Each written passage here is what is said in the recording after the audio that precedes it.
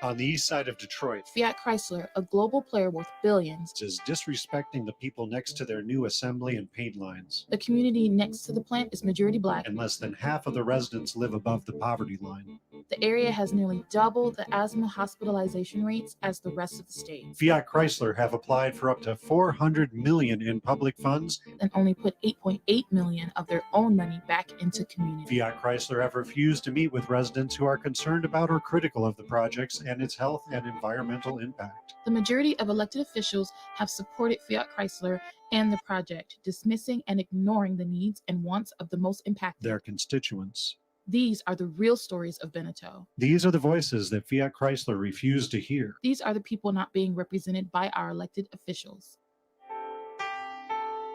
My name is D'Angelo Brown. I've been staying on Beneteau since 1994. My mother bought this house in 1995. Okay. Yeah, been over here a long time. Yeah, I went to school. I went to Carson's, folks from Southeastern Michigan. So did my mother too.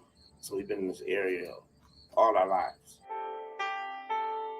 Well, I love my neighbors. Got some beautiful neighbors over here. And I like the most being over here. We get to downtown close, get to the river. You got a lot of really sights to see, not far from the house, and I just love my neighbors. It's quiet over here, it's just a good block, Well, with them being around the corner, it's a lot of noise. When they first started, it's a lot of noise they make a build in that plant, and then they put a wall up, and stuff like that. Then they spending all that money on that plant and whatnot, but they only want to give us $15,000 for grants, which I feel is not fair. They should have just went on and bought us out, but they got all the money to put that big old wall up. They didn't want to spend no money on buying us out. Now they're trying to rob us and give us $15,000 to fix our houses, which $15,000 not enough money to fix these houses because these are some very old houses. You understand what I'm saying? These houses are very old. It's going to take $40,000 to $50,000 just to get your house up and running properly. You know what I mean? And these old houses, and I just feel like, they just came over in our neighborhood and just robbed us of our land. That's how I feel, They just came over here and they don't care about us, As long as they making millions of dollars over here, they don't care. It's all about the money with them. They don't have no kind of love and respect for the community at all. They put up some speed bumps and cut a few trees and put a wall up and offer $15,000 grants. Then another thing about the grants is so messed up about it is a lot of people didn't qualify for the grants, and that's the sad part about it, so they just stuck, they no money, no nothing, no help to fix their homes, nothing, while they over there making millions of dollars, and that's messed up, I mean, like I say, I'm not a racist or nothing, but it's like, they don't care about us black folks over here. They don't care at all. It's all about the dollar with them, when they could have just went on ahead and bought all these houses up over here and got us out the way and did what they wanted to do, But instead of them doing that, they just sat up here and had their way with us and just basically said, hell with what y'all talking about. We're going to make these millions of dollars and y'all going to sit back and watch us do it. That's trash to me, It's just sad, man. And then you got all these chemicals and fumes. We got it, it just don't make no sense, man. That we're going to have to put up with the rest of our life as long as we stand on Beneteau. That's not a healthy environment. They got this plant from Warren all the way down across Jefferson. It's going to be some super mega plant. So if it's going to be a super mega plant, there's going to be a lot of super mega chemicals, I would believe, that we have to breathe in, so it's more than money, it's our health issues too, so, Right. About our health too, more important than money. And our kids got to breathe this stuff in, and it's just, they don't care. They don't care. I guess we don't have a voice, Mike Duggan and them, they just, Take action.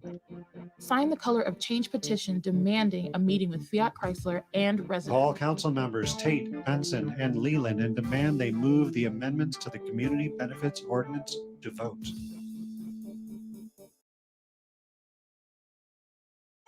On the east side of Detroit, Fiat Chrysler, a global player worth billions. is disrespecting the people next to their new assembly and paint lines, The community next to the plant is majority black. and less than half of the residents live above the poverty line.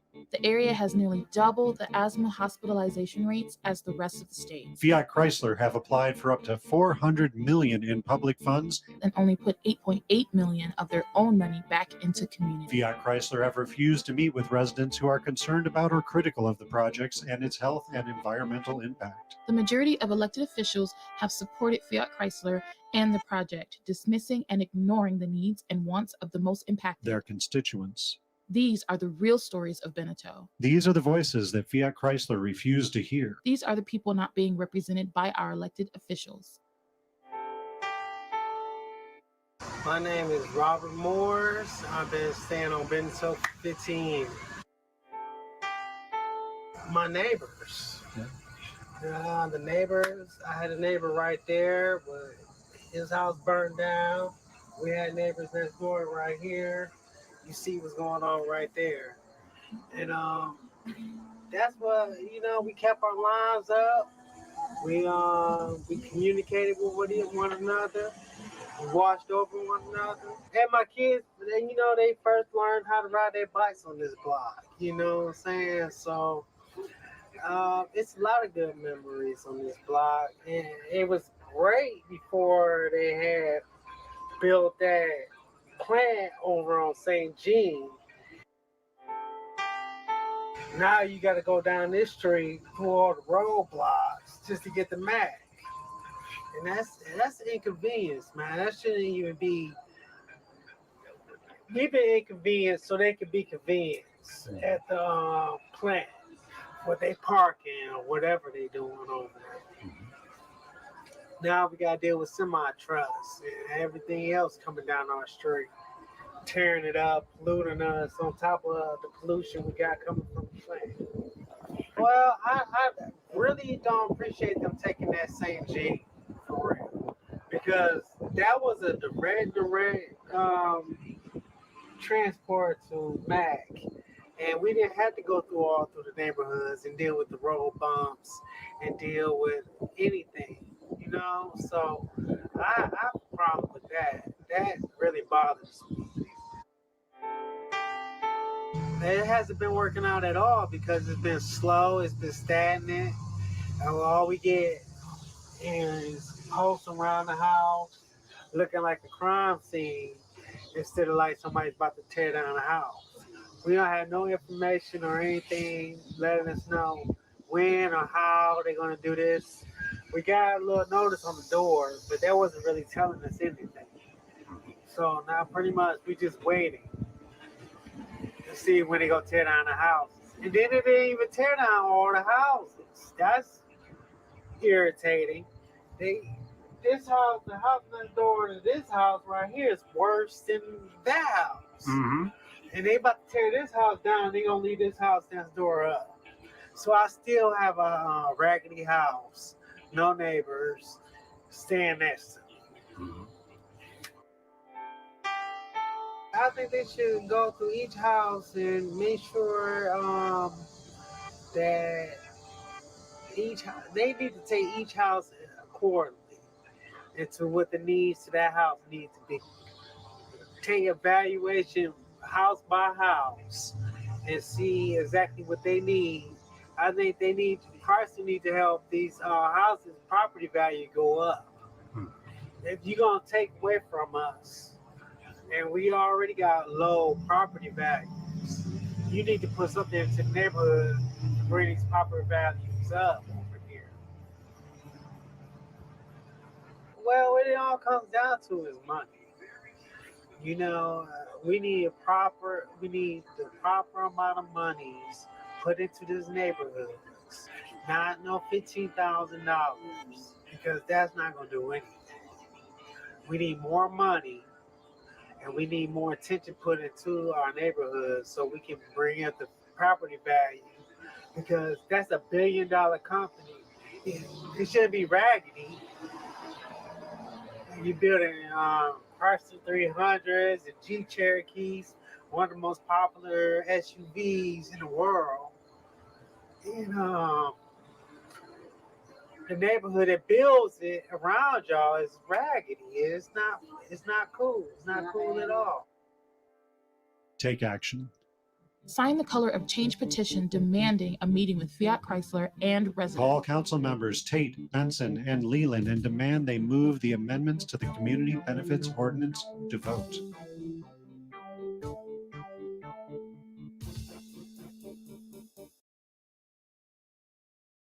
On the east side of Detroit, Fiat Chrysler, a global player worth billions, is disrespecting the people next to their new assembly and paint lines. the community next to the plant is majority black. And less than half of the residents live above the poverty line. The area has nearly double the asthma hospitalization rates as the rest of the state, Fiat Chrysler have applied for up to $400 million in public funds. and only put $8.8 million of their own money back into community. Fiat Chrysler have refused to meet with residents who are concerned about or critical of the projects and its health and environmental impact. The majority of elected officials have supported Fiat Chrysler and the project, dismissing and ignoring the needs and wants of the most impacted. Their constituents. These are the real stories of Beneteau. These are the voices that Fiat Chrysler refused to hear. These are the people not being represented by our elected officials. My name is Robert Sholes. I've lived on Beneteau for 25 years now. I used to have a lot of great memories of Beneteau because I grew up where their parking lot is on a street called Gladman. I've lived in the 48214 area code 42 of my 48, 58 years. And I've been here and watched this community come and ease up and ease back down. And, you know, I came back here in the 90s because I thought this was a good place to raise kids. I've had a child since I've been here. I already had 2 children. It's a beautiful community, neighborly, elderly neighborhood, respectful, you know, because people weren't hurting like they are now. That's the truth of it. You know, I've seen this place when it was vibrant, when we had all of the community aspects from Boy Scouts to Girl Scouts and Boys Clubs and all those things, churches on every corner, gyms all around, recreations everywhere to where it's nothing now, you know.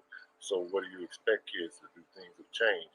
I know this has nothing to do in one sense, but it does in another because these people have been involved in taking our neighborhood and destroying our community for more than the last 15, 20 years, more like 50. They've had a plan to do something with this community, and now some kind of way the city and the CBA and FCA have gotten together and they just walked over the top of this. But no, I have a lot of beautiful memories of this neighborhood. We had swimming pools here, one up the street there. I mean, it was just a beautiful community. Vibrant, you can walk to the corner. You can go from one corner to the next and get everything you needed, from a pair of shoes to clothes to food to baked goods to cleaners. I mean, I'm one of the people who do remember this being a vibrant community. And yes, it hurts me to see us being taken advantage of on the level that we have. Because we've been ran over. The way I've been impacted is that, for one, now I'm a cancer patient, and it was one thing for these foods to be coming a quarter mile or 2 miles away from me. Now they're on my back door, and I mean this has just been pushed over the top of us. I have a son who has had a kidney transplant, so we're people that are in high risk of COVID, and you're going to put us in higher risk. This is an asthma community, and I mean, because we have little means and little support, we're being just walked over. I mean, and it's been done from the start. I've had communications with our mayor, with our councilperson Spivey, and some of the others, and no one has stepped forward to try to do anything to make our home safe to live in. And that's what we've been asking. Some of us may prefer to leave. I mean, that's just it, you know. Because myself, I don't understand why I want to live somewhere when I'm already in danger. And you know, there should be an option for me to get the hell excited, get out of here. Period. And Chrysler should afford me that. I've got a neighbor that will make supersonic noises for 5 hours a day on a Sunday. You know, I came up in a community where we looked out for each other. A lot of people don't understand that just because they group us this way and that way. This is a loving community. There's a lot of people here that's family, generational, and you know, we shouldn't be just disregarded because of our lack of resources. And that's what it boils down to. We don't have the money or the means to put this leaders forward to make Chrysler step up and be a good neighbor, and to make the city stand up and do the right thing for their citizens. They work for us, we don't work for them. Take action. Sign the Color of Change petition demanding a meeting with Fiat Chrysler and residents. Call council members Tate, Benson, and Leland and demand they move the amendments to the Community Benefits Ordinance to vote.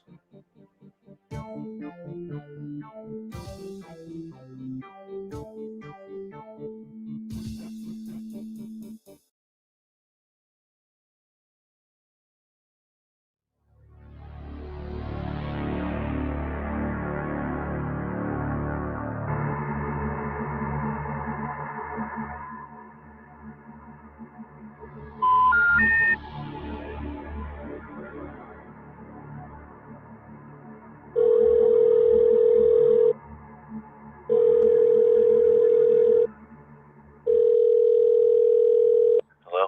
Yeah, I'd like to talk to the governor about these water shutoffs in Detroit.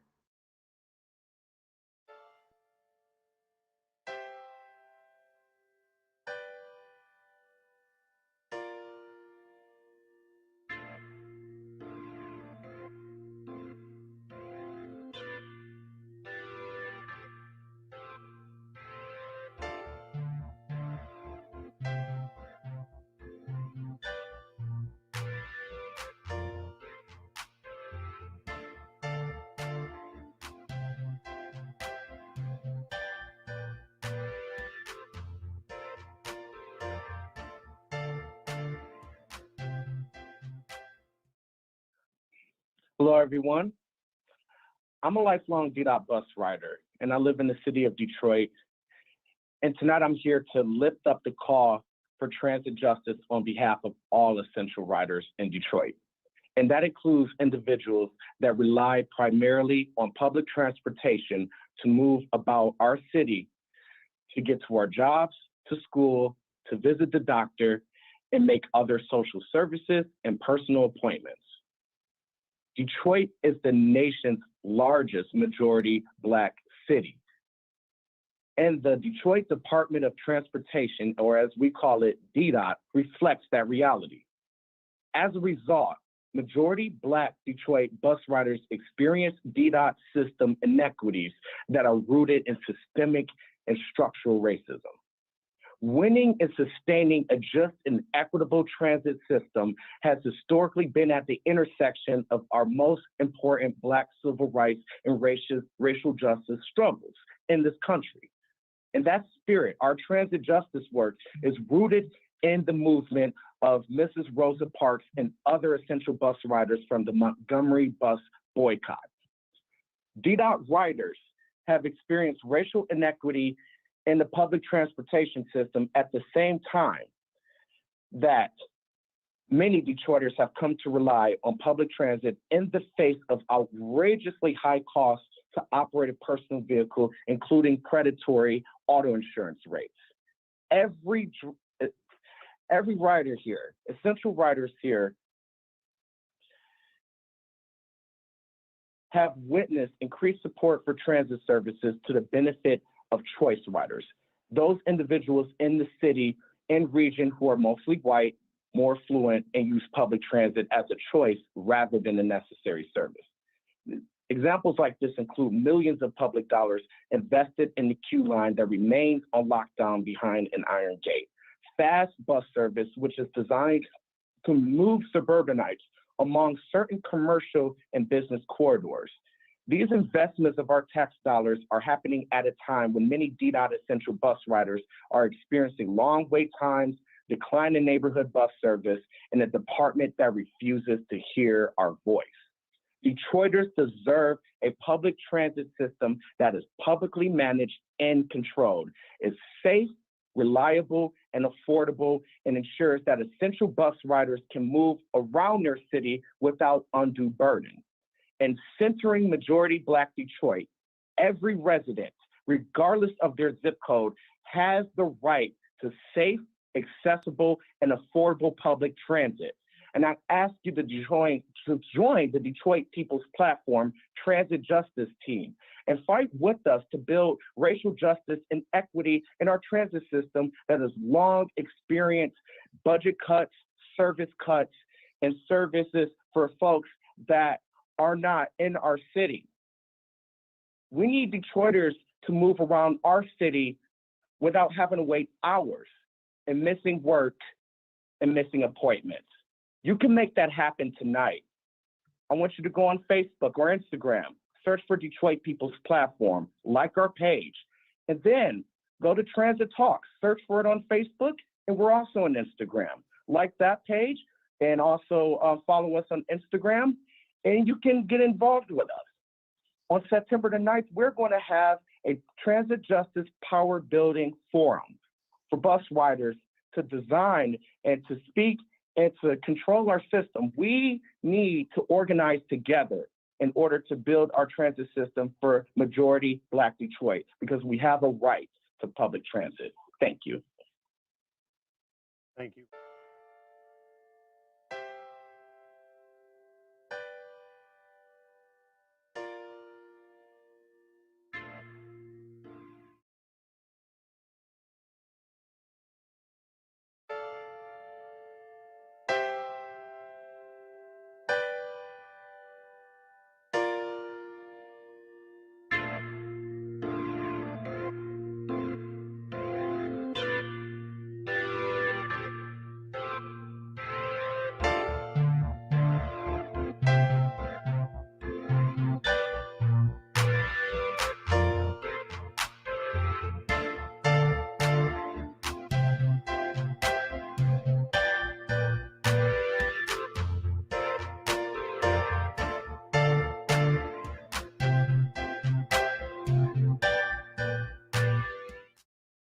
Detroit versus everybody.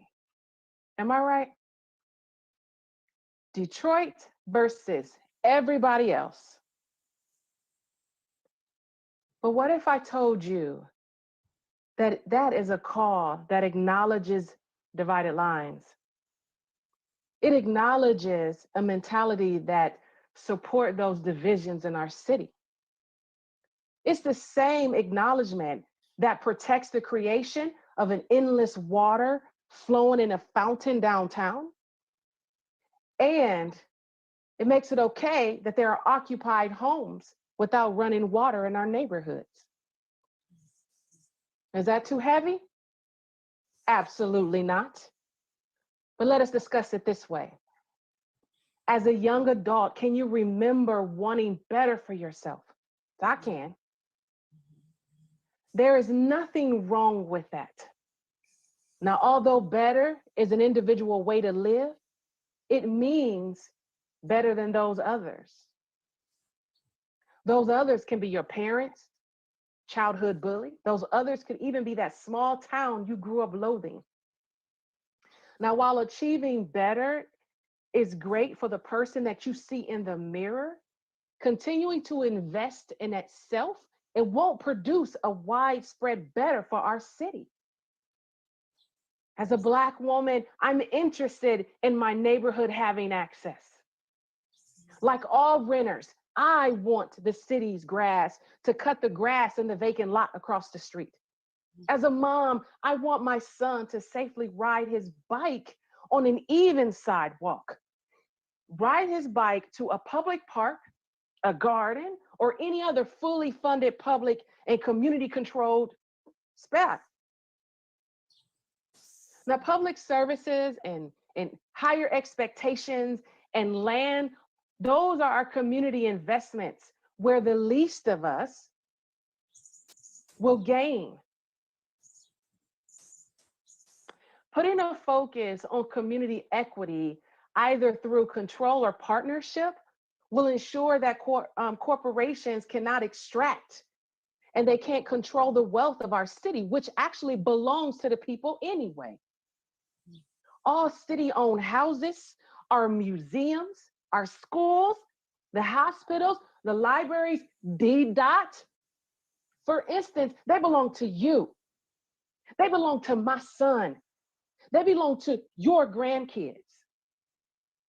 But if those that make the decision for us were actually looking for community solutions, it would resemble it. For instance, we would have 24-hour free quality childcare. We would have income we would have utility programs that's based on your income for everybody. We would have revitalized and affordable occupied homes for everybody. We would have clean water in our school buildings. That's what resembles a community that say, hey, I'm looking out for community. Anyone who proudly proclaims Detroit versus everyone, we must remember that it's about security. It's about securing stability and wealth for all of us. We can achieve stability by improving our public services. We can achieve stability by in creating protections through our laws.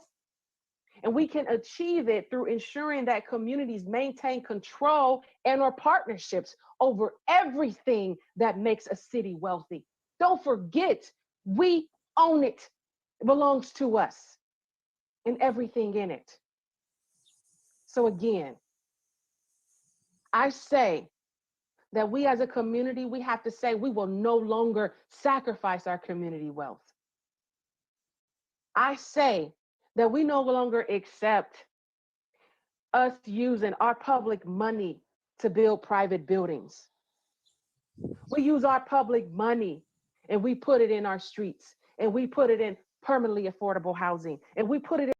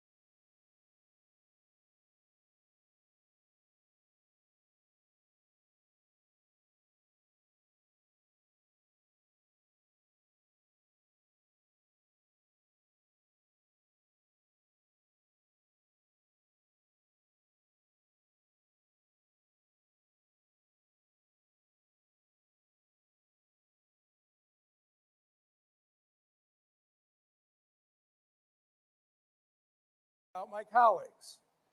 And I don't think we should ever forget what happened. FCA had the ability to put this plant in several different states. They gave us like a 90-day window because they were in a hurry.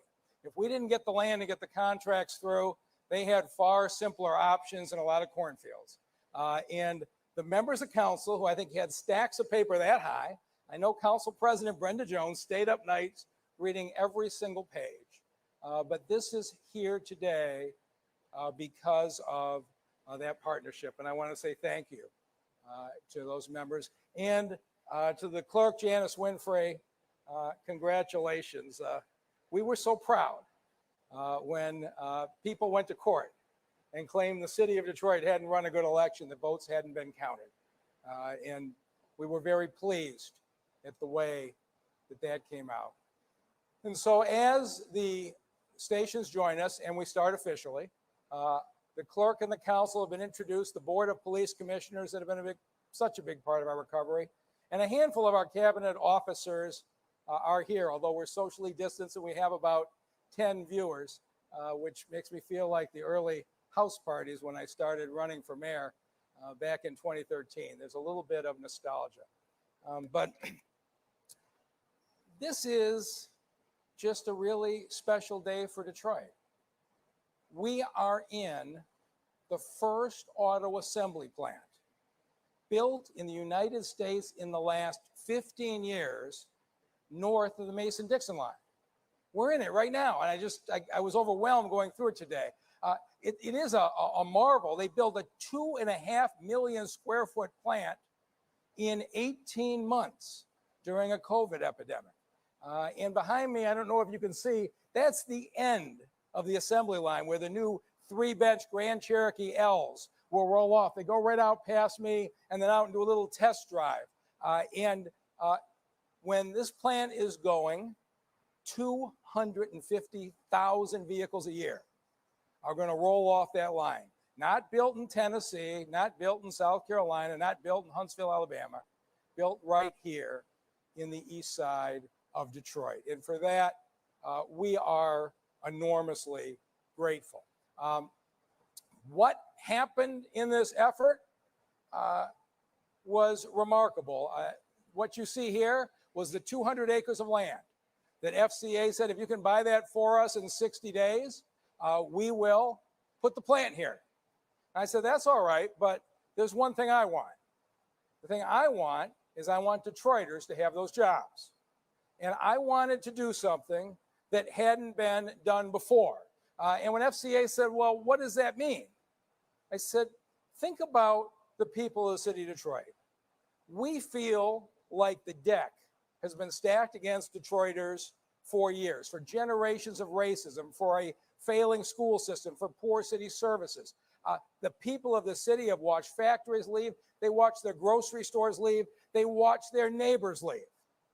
Just once, I'd like to stack the deck in favor of Detroiters. And so if we do this, we want one requirement, that everybody that you hire, you at least first interview Detroiters. And Cindy Estrada says, well, the UAW members, they have a right to bid on jobs. We said, that's for sure. We honor the UAW rules. But every single offer after that gets made to a Detroiter first. And FCA said, if you can give us qualified Detroiters, we'll do that. They signed a binding agreement. And what happened after that was unbelievable. Nicole Sherrod Freeman and the Detroit Work Group held hundreds of fairs. More than 10,000 Detroiters applied for these jobs. And I was at a number of these fairs where people said, I can't believe my city is fighting for me.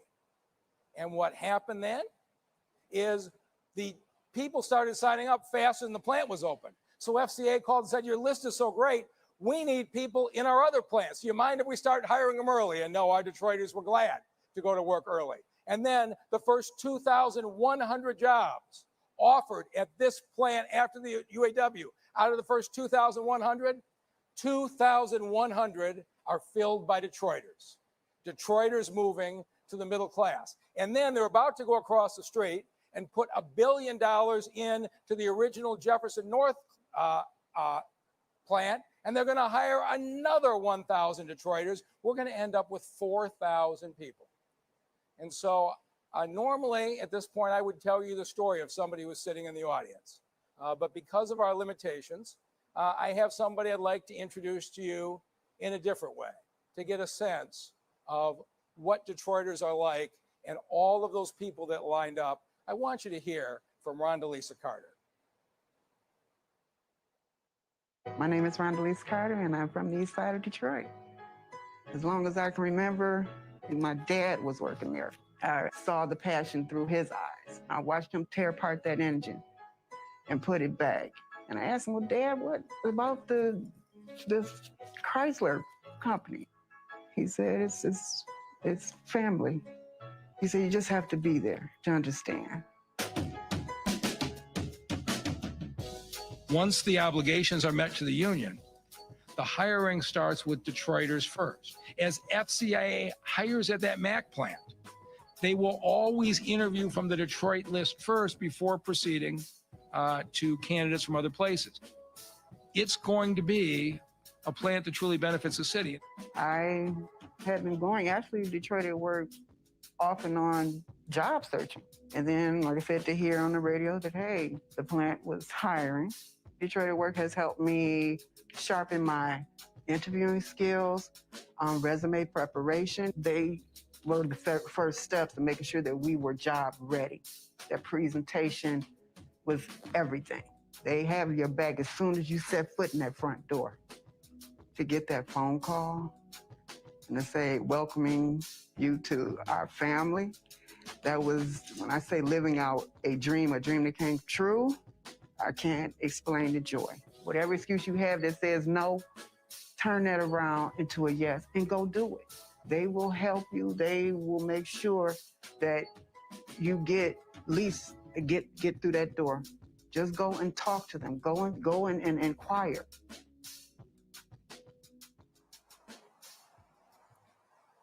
These are the Detroiters who have stayed, as Reverend Anthony said, and are fighting back. And this is part of the sea change, because in 2014, 61% of Detroiters had to leave the city for a job. It's one of many barriers that have held the people of this community back, but we're bringing those jobs back into the city. And the Michigan Central train station being rebuilt by Ford Motor Company, 5,000 new employees going into that campus. GM reversed their decision and are now building the most advanced plant in the world, and what longtime Detroiters call the Poletown plant, which is now known as Factory Zero. And we did it at a smaller scale with the Wolverine packing plant and My Locker with hundreds of apparel jobs. We brought tech companies into the city, not in the suburbs. A new healthcare cancer center and nursing homes that have 200 jobs for people who want to help people. We brought those jobs close to the people who live in the city. And last year, at this speech, I told you that we had formed a Detroit Equity Council, 9 cabinet members who ask every day how we can make sure all Detroiters benefit from the recovery. And from that effort, your city government has adopted a mission statement, and it defines today how we approach every decision. And I'd like to talk to you about it this evening. This is the mission statement that everybody you hear from city government is focused on. Here's what we believe. In America, talent has been evenly distributed, but opportunity has not.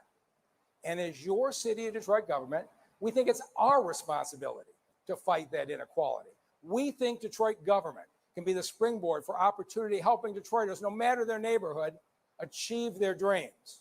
In Detroit, opportunity is rising. And I'm going to talk to you today in a very honest way about the barriers that have held Detroiters back and what we are trying to do every day.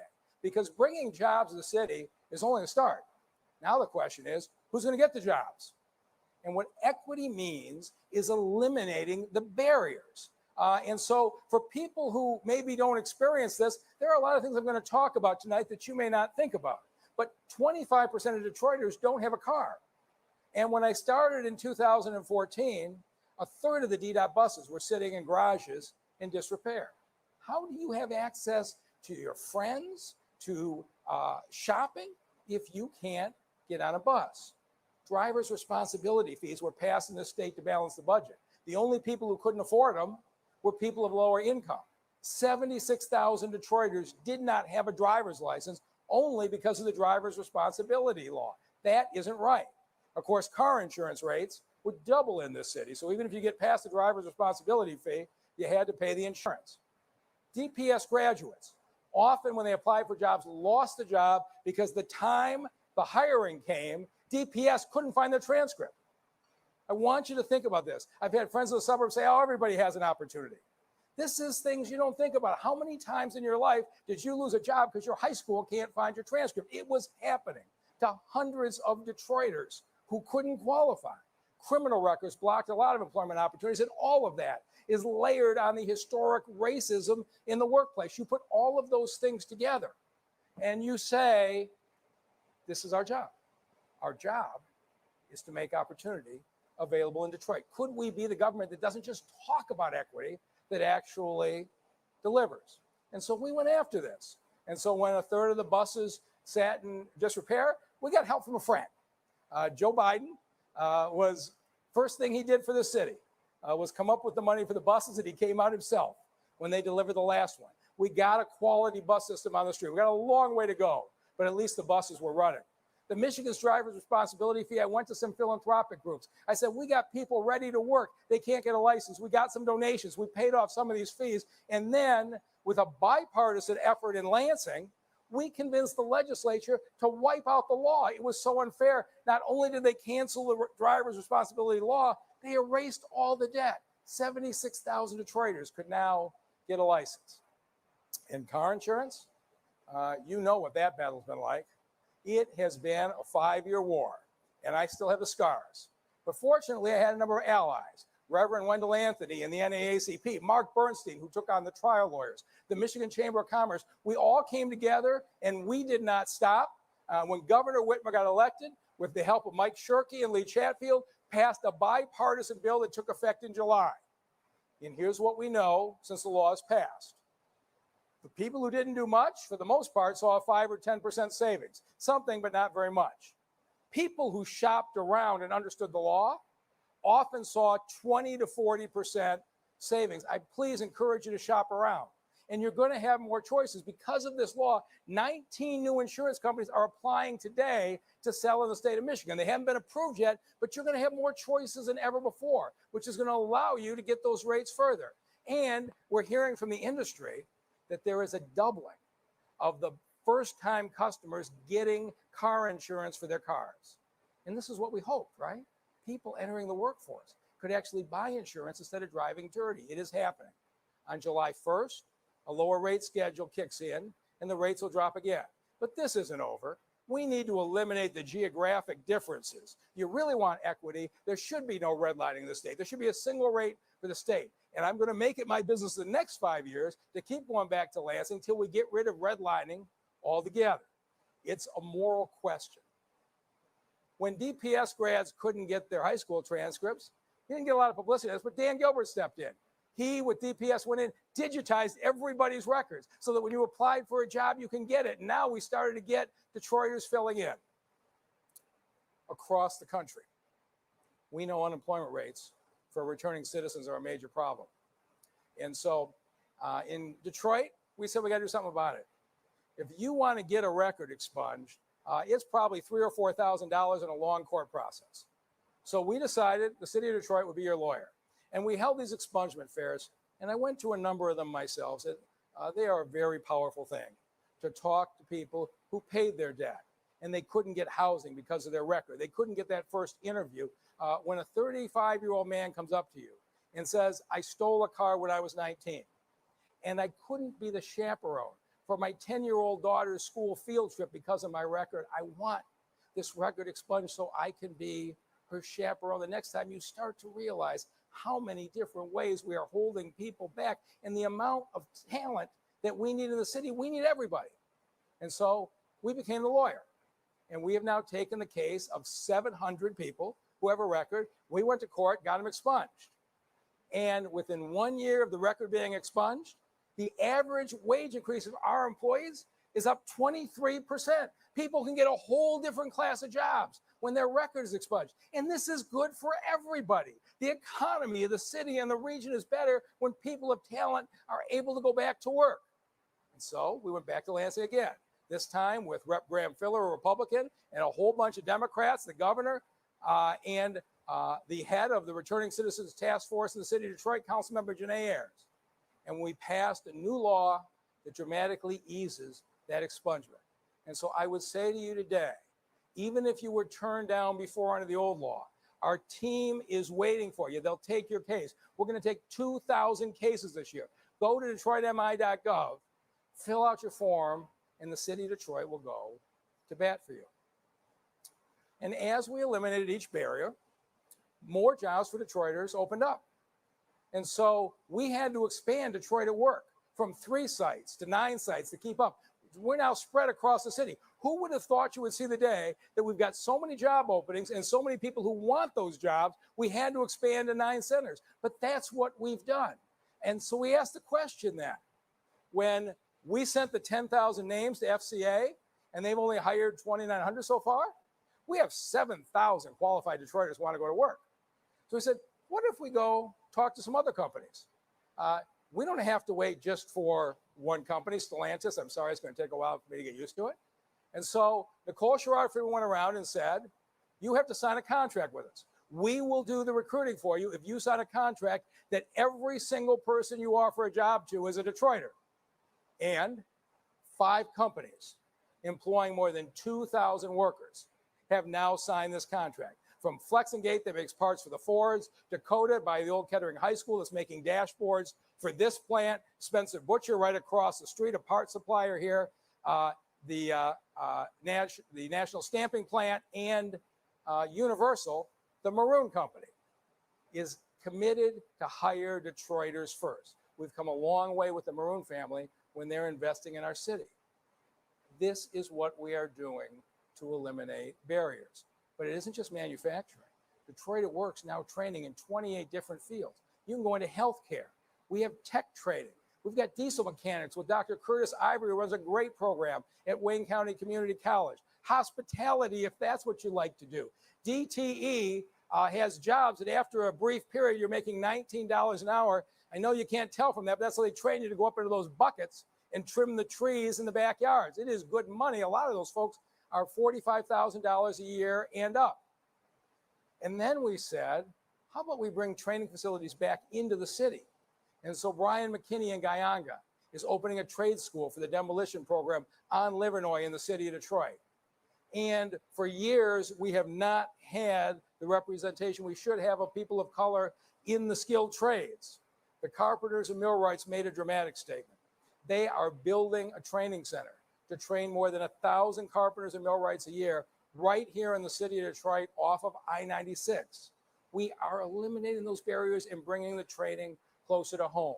And this is a point where I have to acknowledge for the 12 years of work Council President Brenda Jones has done, leading the Skilled Trade Task Force, being a constant advocate for opening up these opportunities to Detroiters. And I never thought I'd see the day that the major training center was built right here in the city. But we can't be a city with opportunity for everybody, right? If you really believe this, if you really believe that talent is everywhere, every child in the city has to have a chance for college. Now, we're fortunate. President Roy Wilson in Wayne State has made an extraordinary commitment. Free 4-year tuition to every Detroiter accepted to the college. You live in this city, you can go to a great university tuition free. But we have some other schools that are very good in this state. And so we launched the Detroit Promise. And what the Detroit Promise says is for every single Detroit child who graduates from a high school in the city of Detroit, we will pay your first 2 years of community college for you. More than 1,200 Detroiters are in school right now. And everybody can get their 2-year community college if you study hard in school and you get a 3.0 grade point average and a 21 on your ACT, we will pay 4 years of your scholarship. And if you have a child who's 10 or 12 years old, this program is going to be there when your son or daughter is in high school because the Detroit Promise is funded by a little bit of everybody's property taxes in the city goes into that scholarship fund to guarantee our young people that because they live in the city of Detroit, they have an opportunity that doesn't exist in very many other places. And if you have a youngster who's graduating this year, you should start the process now at DetroitPromise.com. This is what city government everywhere should be doing. How many times have you heard people talk about diversity and inclusion? What we believe in this city is talking about it has value, acting has a lot more value, and we are committed to act. How about small business? Okay, we've seen this for years, right? If you are a person of color and you want to start your business, investment goes to people who already have it. There is no greater disparity in trying to start a business than the racial gap in who can get a loan. And you got to get the property. Who gets the prime property? The people who have the sophisticated real estate background. Again, those who are best off continue to get more advantage. And this is our job as a city. I don't begrudge anybody who can get their own financing or can figure out their own land. That's great. But we want to make sure that everybody has that chance. And who are the first businesses to close when we hit a downturn? Because there's nobody there to help out. And so we said, what can we do on small businesses to erase these barriers? And what do we do in a terrible case where I watched a group of folks in a very sophisticated way lock out every new entrant to the marijuana business in the city? Are we going to let that happen?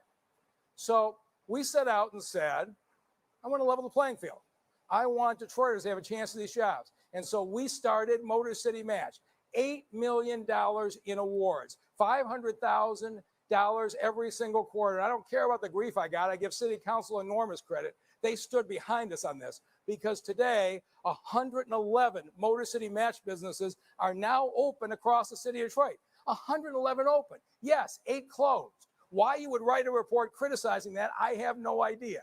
I think 111 out of 119 is a pretty darn good record. And 81% of our businesses are minority owned. And within the next quarter, we will be starting again because we know we have to have equity and people have access to capital. But Motor City Match wasn't enough. We needed more traditional lending. We went to JP Morgan Chase and the Kellogg Foundation and said, there is a racial disparity. And Jamie Dimon, the CEO of the biggest bank in the country, looked at the numbers. He said, you're right. They put together an $18 million fund to loan to businesses, either to start or expand, that are men and women of color. 87 minority-owned companies in this city have opened or expanded with $11 million in loans. We are starting to level the playing field. 2/3 of those businesses opened in neighborhoods, which is contributing to our neighborhood corridors coming back. And there's $7 million still there.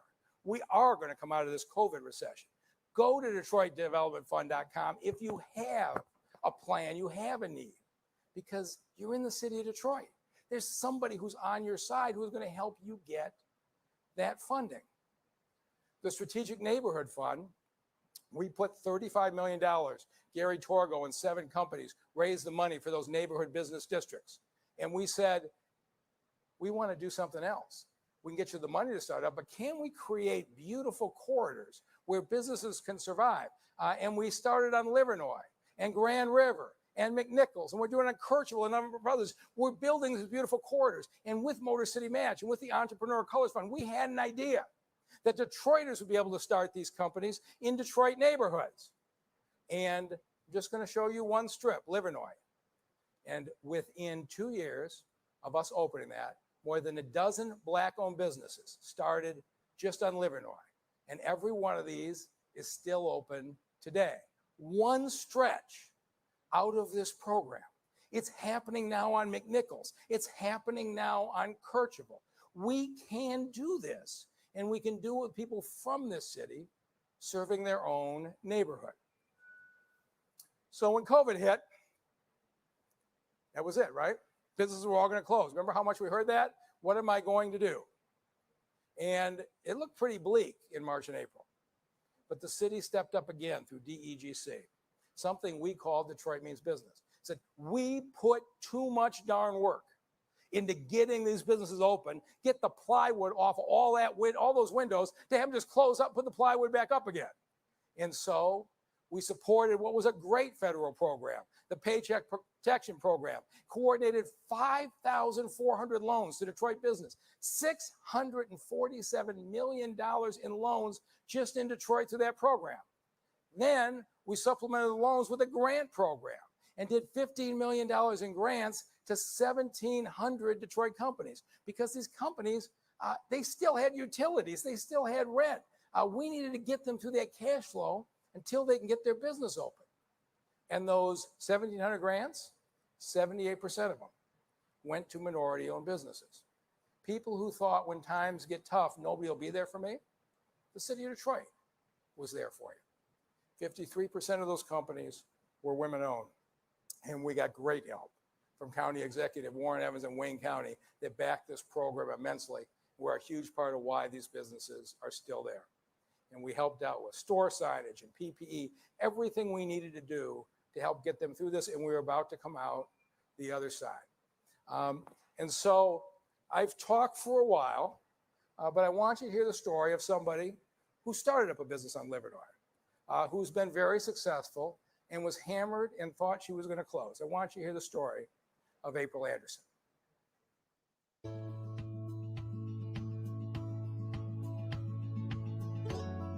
My name is April Anderson, and we are at Good Cakes and Bakes, which is on the historic Avenue of Fashion in Detroit. Good Cakes and Bakes started in 2013. We opened at first as a pop-up, and then we opened as a permanent bakery. Currently, we employ 12 employees. Thank you. When the pandemic first started and we had to shut down, the state did shelter in place, we were kind of concerned, like, how are we going to be able to still stay open? How are we going to be able to maintain our employees? But the wonderful thing about it was that before the pandemic, we already had a website and we already offered online ordering and delivery.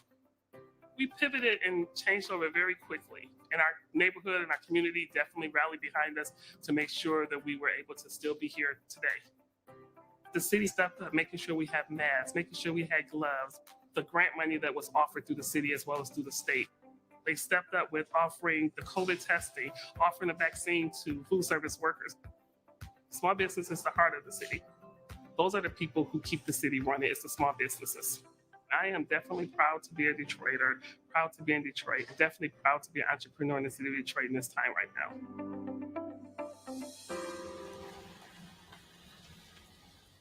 So when you hear April's story, it's the story of so many of our companies. The city can't open your business for you. The people who are the heroes, they're the people doing the work. Can you imagine what she went through? Come up with that business plan, dedicate her life to it, risk every bit of savings she's got, have it all in there and have a pandemic hit.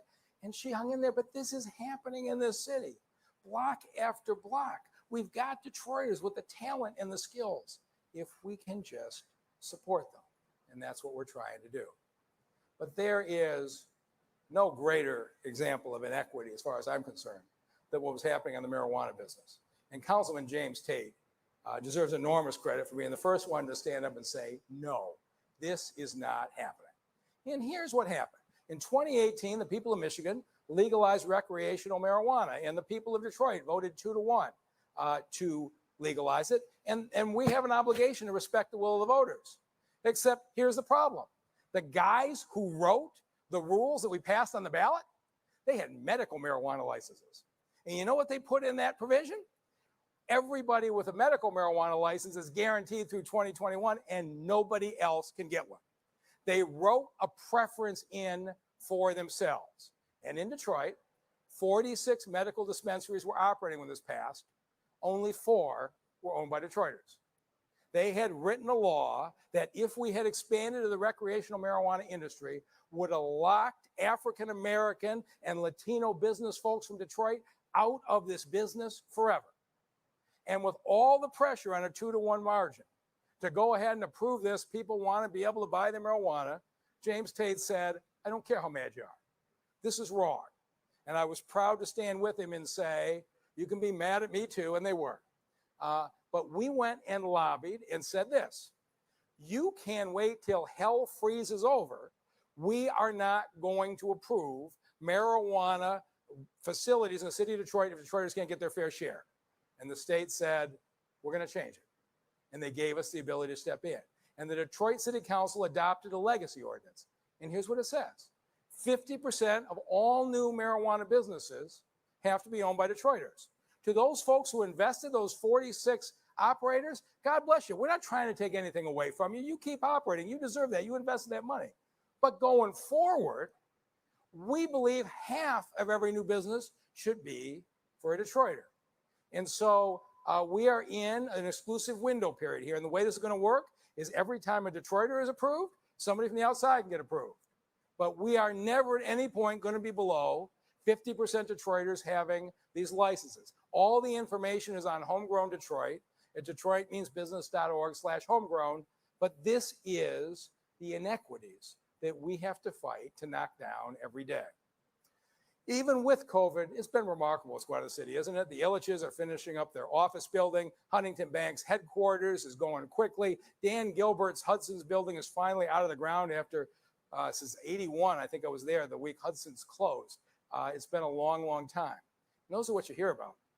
But the face of the city is changing in another way. Jim Jenkins and Chris Jackson are building a huge building at Woodward and Mack, Woodward West. It's going to look like this. They're getting it done. That's a construction site now.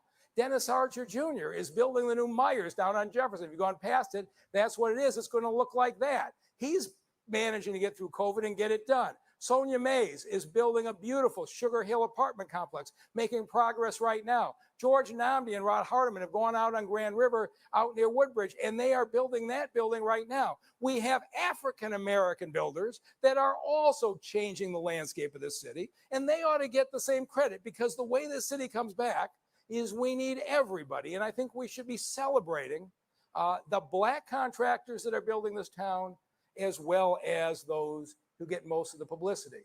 But we are starting to see what we need, a city that needs everybody. And we're starting to get that participation. So I'm showing you a bunch of pictures. Have these efforts made any difference? Well, I'm big on statistics. Here's the unemployment rate.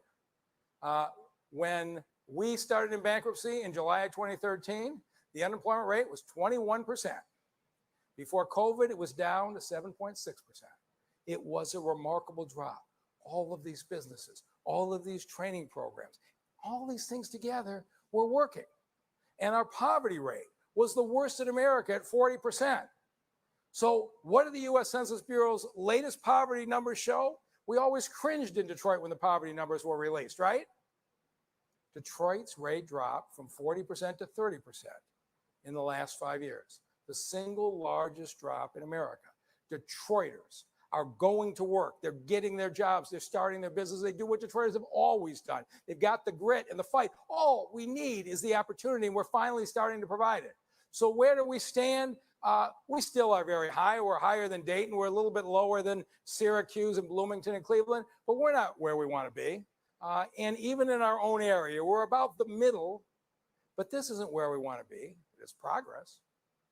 But that progress, as far as I'm concerned, is not nearly enough.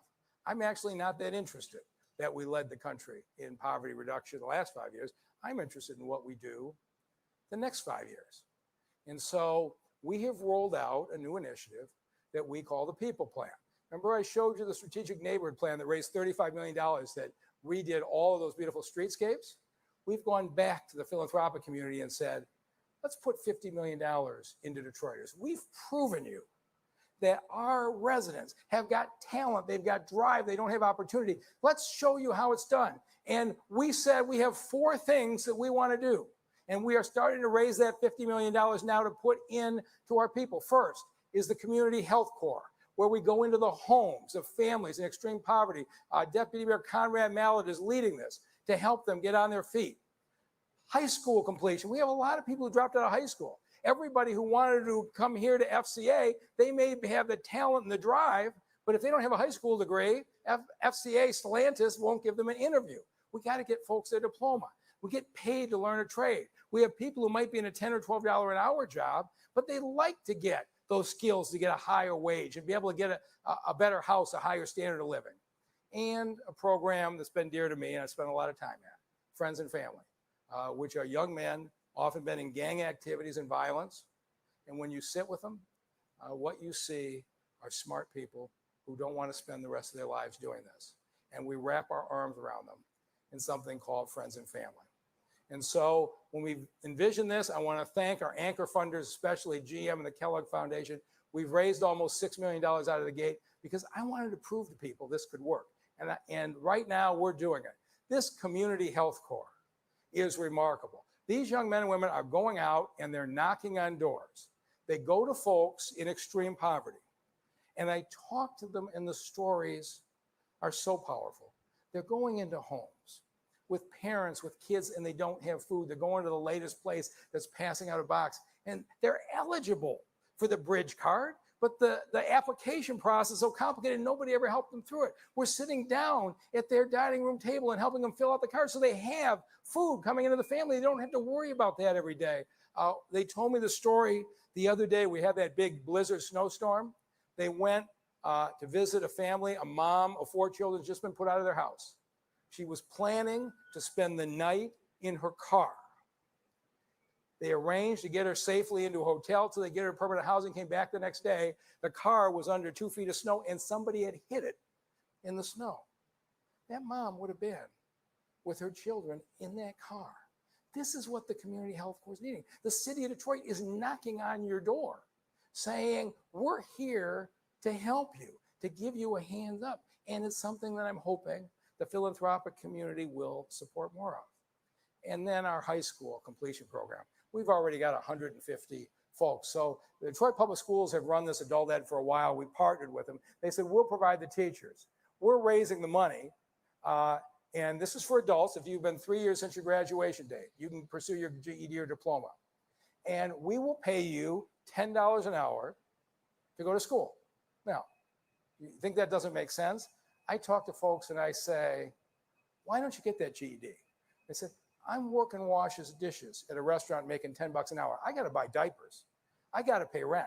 I can't quit what I'm doing to go get my high school degree.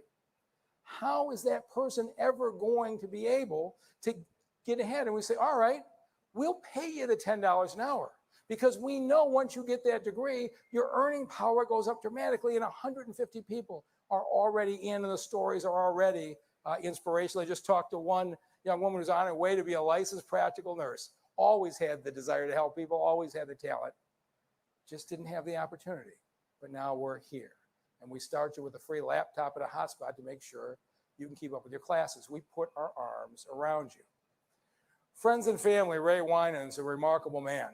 I've got 160 folks, most of whom have been in serious trouble one point or another. I've spent hours and hours with them, and you can't help but bond with them when you hear their aspirations. We've targeted Detroit youth that have facing gun violence related barriers, gang affiliations, and we support them with housing, with transportation, with training, with mentorship, meals, financial literacy. We call it friends and family because oftentimes these usually young men have not had somebody who was there for all those things. And you don't think these individuals can succeed? 70% of them are already employed and working. They don't want the life where they're having to look over their shoulder. We need to support these aspirations. That's what the city of Detroit is trying to do. We believe in these young men. We believe in their talent, and we want them to be helping to build our city. And then getting paid to learn a trade. We've got 5 different areas. Construction, the guy in the bottom is the guy who's going to learn how to go up in the buckets. We got all kinds of these jobs, and we will pay you while you get the training program. So you're making $12 an hour cutting grass. Come to our training program. We'll teach you how to get up in the buckets. You'll make $19 an hour. But you have to be able to make enough on that stipend in order to make the transition. And that's what the city of Detroit is there for you. Even in the middle of COVID. This is today's billboard at Detroit at Work. We have 5,400 jobs in the city of Detroit. People are looking for workers today. Detroit at Work is training for those jobs. And we'll be there, whatever your barrier is, to be on your side. A city where there's opportunities rising means we have to watch out for everybody, including our homeless. And during the early stages of COVID, Detroit was a national leader. Denise Fair and her team went out. Not only did they test the homeless at all of the shelters, but they set up separate shelters so that if you were positive, you were put in a segregated place so that you could get better and you did not spread the disease to other people. Those housing centers, I think, had a huge part of why we dropped the COVID rate so quickly. And now we're leading on vaccinations. I noticed with interest, they're talking nationally, it's time to start vaccinating the homeless. Denise Fair and the team have been vaccinating the homeless since December and already vaccinated 2,000 homeless and staff. We're making sure our most vulnerable are safe. And then, instead of this philosophy that you take somebody off the street, you put them in a shelter at night and you kick them out at 8 o'clock the next morning, we believe something different. We believe in permanent supportive housing. We believe in creating housing that you might stay 3 months, 6 months, a year. And if you have addictions, we will have people who will help with that. If you've got mental health issues, we'll have mental health support. If you need help with a resume, we will help you with that. And now the city has built all of these units, 7 different companies, more than 200 units, creating a real transition from homelessness to stability. We've opened a new office of disability affairs for folks who too often fall through the cracks. And our great director, Christopher Samp, who's off to a great start. This is the first time Detroit has had a single office to coordinate information, programming, job opportunities, every barrier that's out there holding back the disabled. Christopher Samp and the Office of Disability Affairs will address it. And a special thank you to Gabe Leland. This was his vision from day one. He pushed us to create this, and I'm really proud that we've gotten it done. But if anybody's going to have any time to do anything, we've got to keep people in their homes. Courts are open again now on the eviction side. And so we've had people who've been out of jobs for months. They haven't had the money to pay rent. Now landlords have got their own problem. The landlords have got mortgages to pay. And so we're headed for court. We are working hard to bring in $100 million for the city of Detroit in rental assistance funds. I'm going to stay on it until we get there. I'm confident we're going to get it, but we already got $5 million. So we partnered with some great folks. Wayne Metro, the United Community Housing Coalition, Michigan Legal Services, and Legal Aid. And here's what we'll do. If you have a family of 4 that makes less than $44,000 and you have a COVID hardship, you've lost your job, you've lost income because of COVID, we will help you stay in your house today. We will get you a lawyer, and we can help based on your income, some portion of your back rent.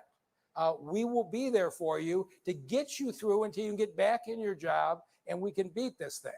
If you've got an eviction notice, we've made this simple.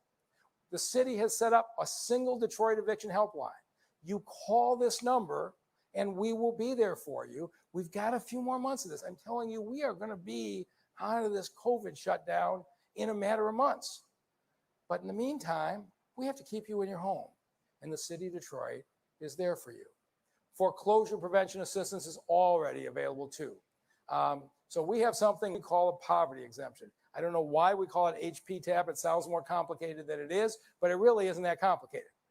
If you make less than $23,000 a year, or a family of 4 less than $32,000 a year, you're entitled to a whole or part of a property tax exemption. And in large part, we're thinking about people who have worked their whole life, own their house, they've paid it off, they retire, they might be on Social Security. You should be able to have a property tax exemption. You shouldn't have your property taxes put you out of your house. And so the city council passed this program, and we are out knocking on doors right now. But you are eligible to do this. We have cut foreclosures in this city 94% since 2015, with a lot of partners who went out and knocked on a lot of doors in this town. But you have, at this point, help yourself. We can help you stay in your home. All you have to do is go to DetroitMI.gov, and there's a box there that says help with property taxes. Click on it, and we will get you the help, and we'll explain HPTAP to you. But if you are of low income, your property taxes should not be a reason that you lose your house. We also now have the assistance to keep your water on, at least through the end of 2022. And we owe Governor Whitmer an enormous debt of gratitude. She came through with funding for us that put us in a position that we didn't have to do this. And Gary Brown and his team went out and knocked on doors. They found 700 houses that had their water off, had nothing to do with not being able to pay the bill. They were living without water because the pipes inside the house were rotted. If we turned it on, it would have flooded the house. We sent teams in, along with the plumbers local, and fixed those pipes, got their water back on. But we got to find a solution by the end of 2022. And Dr. Abdul El-Sayed is part of a coalition, and we're going into Washington. We got great allies in Gary Peters and Congresswoman Rashida Tlaib, Congresswoman Debbie Dingell. But in Washington for years, there has been a program that if you can't pay your gas or your heating bill because you are poor, there is federal help. For some reason, there's never been a program that says you can't pay your water bill. You're treated differently. There is enormous momentum in Washington and in Lansing. We want to have there to be equity. We think water is as important as heat and electricity. And so we will be working very hard in the next 2 years to make this moratorium permanent. If you can pay your water bill, you need to pay your bill. Otherwise, it gets spread to your neighbors, and that's not fair. But for those who can't afford to pay their bill, we need to be there for you. The biggest factor we all need right now, we need the American Rescue Plan to pass. And we're making great progress. And I have to say, I was honored when the president called me and came to Washington. And then when I came, asked me to speak to the country on behalf of mayors to make the case for the American Rescue Plan. I believe deeply in it. And if you've been following, it's through the House, it's through the Senate, it's back now to the House. It's not done yet, but it's heading the right direction. It is really important for the security of everybody in this country. Here's what the plan will do that we are fighting for. It'll be a $1,400 stimulus check for people of middle to lower incomes. It'll be an extra $300 a week in your supplemental unemployment. What you're getting now will continue on. It won't come to an end. It'll give you a bridge till the economy comes back. It's got that eviction prevention funding. And I'm telling you, if we don't land a large amount of eviction prevention funding, I'm not sure what happens at 36th District Court. It will be a tragedy. And that's why we are going to fight tooth and nail to get a large support to get folks back. And I'm going to say this to the landlords, is I have some sympathy to the fact that you don't have rent coming in. However, we are going to insist that if we help pay that back rent and you don't have your house up to code, we are going to insist that you take a portion of those funds and repair that house. And we think that's a pretty reasonable thing for you to get your back rent. Food assistance, utility shutoff assistance, and an increase in the child care credit. This is the boost we need to get through the balance of COVID. And so there is value. The picture with the president was long before COVID. We weren't violating social distancing rules back at Roma's at lunch a few years back. But we have a friend in Washington. He loves Detroit. He loves the grit of this city. If you ever saw anybody just scrap and claw when everybody said he can't do it, nobody's done that like Joe Biden. There is a bond between him and the city of Detroit that is benefiting us enormously. On housing, it's our responsibility to make sure those who are in subsidized housing today aren't pushed out. And we've seen this happen in cities across the country. The federal credits expire on the subsidies, and these building owners can make a lot more money renting them out to folks moving in. We've said at the city that's not happening. Nobody will be pushed out in this town of their home so others can move in. And so we have gone to every single apartment building whose federal tax credits were coming up, and we negotiated 15 to 30-year extensions, 4,000 units. Think about this, 4,000 families who might have been out on the street in the next year or two know for the next 15 to 30 years, their home is secured. That's what the city of Detroit is supposed to do. In other places, when gentrification came in and wiped out people who've been there for 10 or 20 years, emptying out low-income apartment buildings and senior buildings, and the city did not step in.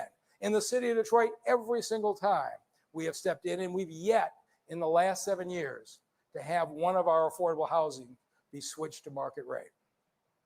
And we've also built 1,000 more affordable units across the city because we believe with the new building, a portion has to be set aside for people of lower income because we believe people of all incomes should live in all neighborhoods. That's what a city is. You have other places you can live if you want to be with everybody who makes exactly what you do and is just like you. There are other places you could live. If you're in the city of Detroit, and I said this from the time I was at DMC, the same neighborhood that has the doctors and nurses ought to have, maybe not in the same house, but in the same neighborhood, the people who are pushing the wheelchairs and the people that are working the cafeteria. That's what we are as a city. And I want to thank Council Pro Tem Mary Sheffield, who has been a force on this issue from the beginning and is a big part of why we have an affordable housing fund. She's a reason why we have been so successful in this area. The city's 110,000 overgrown lots hadn't been cut since 2010. Now we cut them 4 times a year. But what about the neighbors who for years cut that lot next door, but they could never buy the city lot? They cut it, they felt like they owned it, nobody else wanted it, but the city bureaucracy said sorry. So the city had a program they called White Picket Fence, that we're gonna let you do it. And between 2010 and 2013, they managed to sell 200 of these lots. You had to have some real political skills because you needed a vote of Detroit City Council from that little side lot. I'm proud of the fact that when I came in, City Council scrapped that program.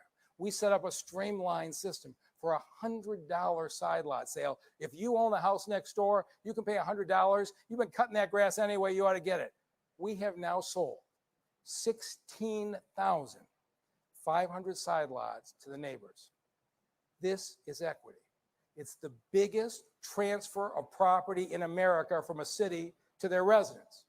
We transfer that property, not from people from the outside. I wouldn't sell it to them. I don't know how much grief I took. You can't buy the land bank property. I said, no kidding, you can't buy land bank property. I'm going to hold it for the neighbors who stayed. And 16,500 times, those neighbors have taken those side lots and they've added gardens. They've created neighborhood parks. That's what we believe in as equity. And how about city parks? How does inclusion apply? Remember what 2013 was like?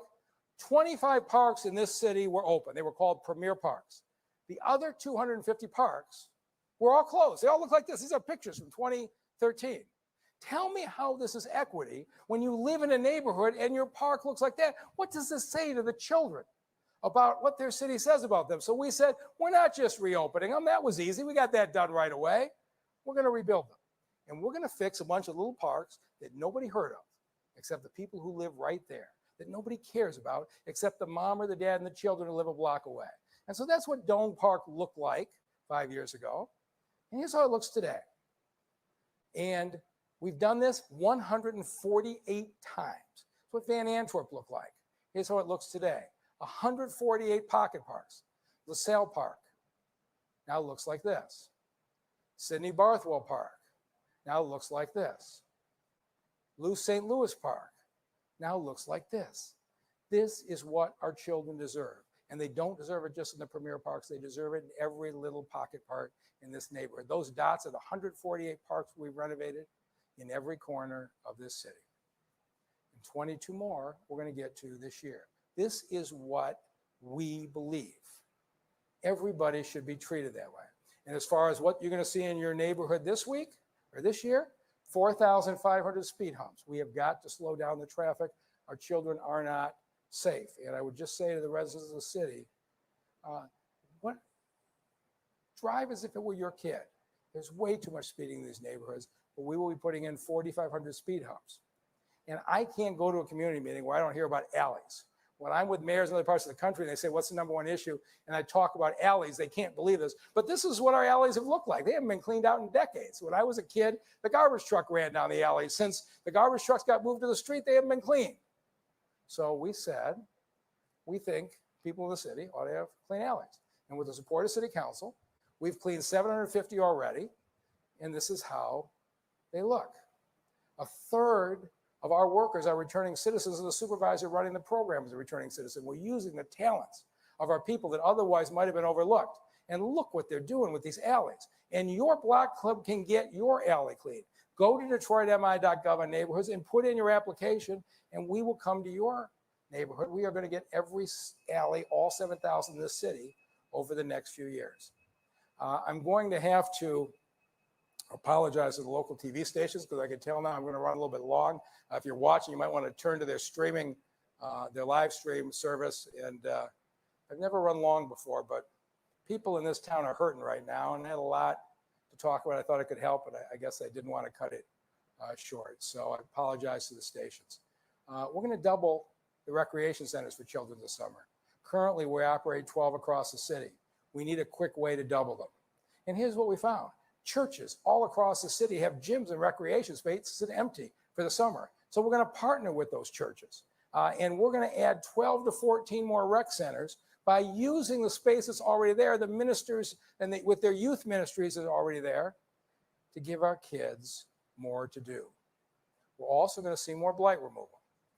And the 71% of Detroiters who voted yes on Proposal N, we got most of the good neighborhoods with the federal money, but they wouldn't let us do the whole city. The question was, what about the neighborhoods that were left behind? We needed Proposal N because I think every neighborhood deserves to have the blight removed, not just the ones that were already taken care of. And I want to thank Councilman Scott Benson and Councilman Andre Spivey. They were the two who came to me and suggested there were some improvements to the way I could go about this. And they were a major part of crafting Proposal N and the program now. And so this is equity. We just bid $30 million, the first 1,300 demolitions, 7 companies. Every one of the 7 companies is a Detroit company. Detroiters removing the blight. And these are the percentage of Detroiters doing the work. Everyone, everywhere from 56 to 100%. This is what we got to do. We're eliminating the barriers. Detroiters go to work for Detroit companies that remove blight from Detroit neighborhoods, that raise property values for Detroit neighborhoods, which makes it that much easier for the next generation. And you're going to see a lot more rehab because the land bank just sold 1,000 houses in the last year, 70% of them bought by Detroiters. And you're going to hear a story that's going to surprise you. How many times have you heard, nobody's doing anything in my neighborhood, I can't make the land bank work, etc. But there are people out there, a lot of them, who are buying these houses, that are fixing them up. And I want you to see a story that I hope will inspire a lot more. Fella who's a star in the music industry, now he's a star in our neighborhoods, King Yachty.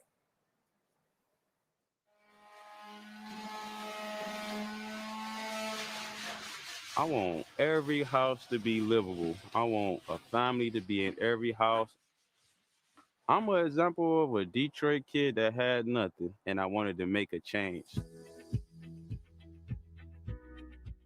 Peace and blessings, beautiful people. My name is King Yadi. We're here on the block with the Block Development Construction Company that's catered to training the youth. I started this company with my brothers and community people that actually stayed on the block, and we're here to develop as many properties that we can. I actually grew up on this street. This is Archdale Street, and we plan on taking every vacant house on this block and revitalizing it. We acquired 4 houses through the land bank. Me being a general contractor and understanding the business, I seen these houses as something that could be done and could be renovated.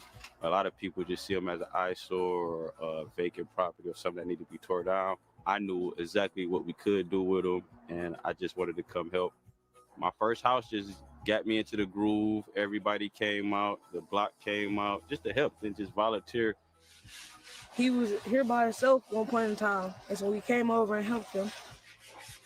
By me being licensed, it was like, yo, I can teach you a real trade or a real skill. 2 years, we have made change. I see less police activity. We see no gang activity. It feels good making positive difference in my neighborhood. This is my first time meeting the mayor, thanks to Ms. Robertson down at the mayor office. She connected me with him, and he wanted to come out and see actually what we was doing.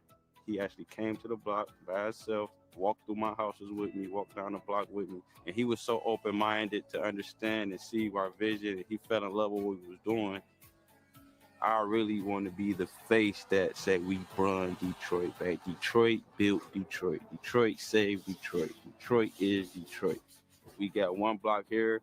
I got guys on the east side want to do the same thing. I got guys in Brightmoor want to do the same thing. So it's up to me to sit down with these guys and pass on my connection and my knowledge.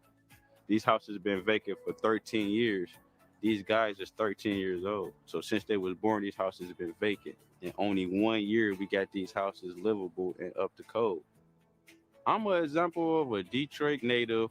This is my environment, and I don't want to make money and leave. I want to make money here and circulate it through my community.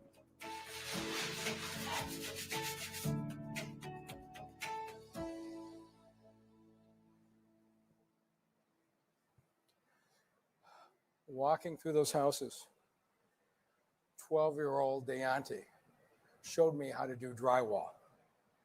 This young man is going to be a real estate mogul. He shared with some things that he was doing before that were on a different track. He sees a future in rebuilding the city.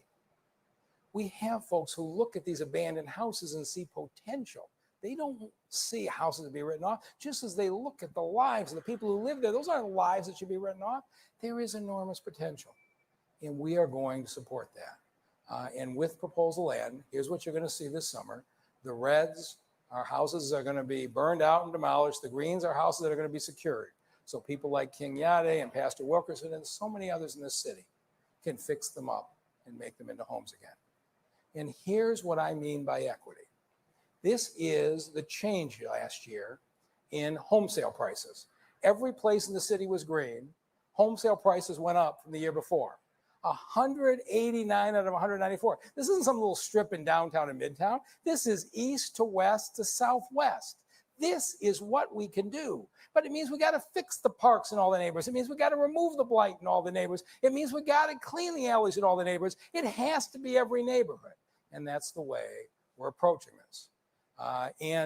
When a project's going to affect neighbors, we do this in a very different way, as we did last year in the long abandoned state fairgrounds. Amazon came in. This is remarkable. 4 million square feet, 1,200 jobs. They don't want any tax incentives. This is how far Detroit's come, that we can get major investment and no tax incentive. But the neighbors who live off of State Fair and to the east of the fairgrounds, they weren't really happy about an abandoned property, but they wanted to know what was going there. And so this is what I did. I went last summer and sat in the backyards with the neighbors. And I said, what do you want to see? What's your vision for the neighborhood? We need these jobs. And the neighbors came out and they argued and pushed and came to council and said, we want Amazon. And Councilman is sitting behind the tree, but Councilman Roy McAllister, the picture a little broader, was out at every one of those backyards with me. And as Amazon rises on the fairgrounds, we also are taking care of the neighbors, because we have agreed out of the proceeds of the Amazon to build 2 neighborhood parks for the children.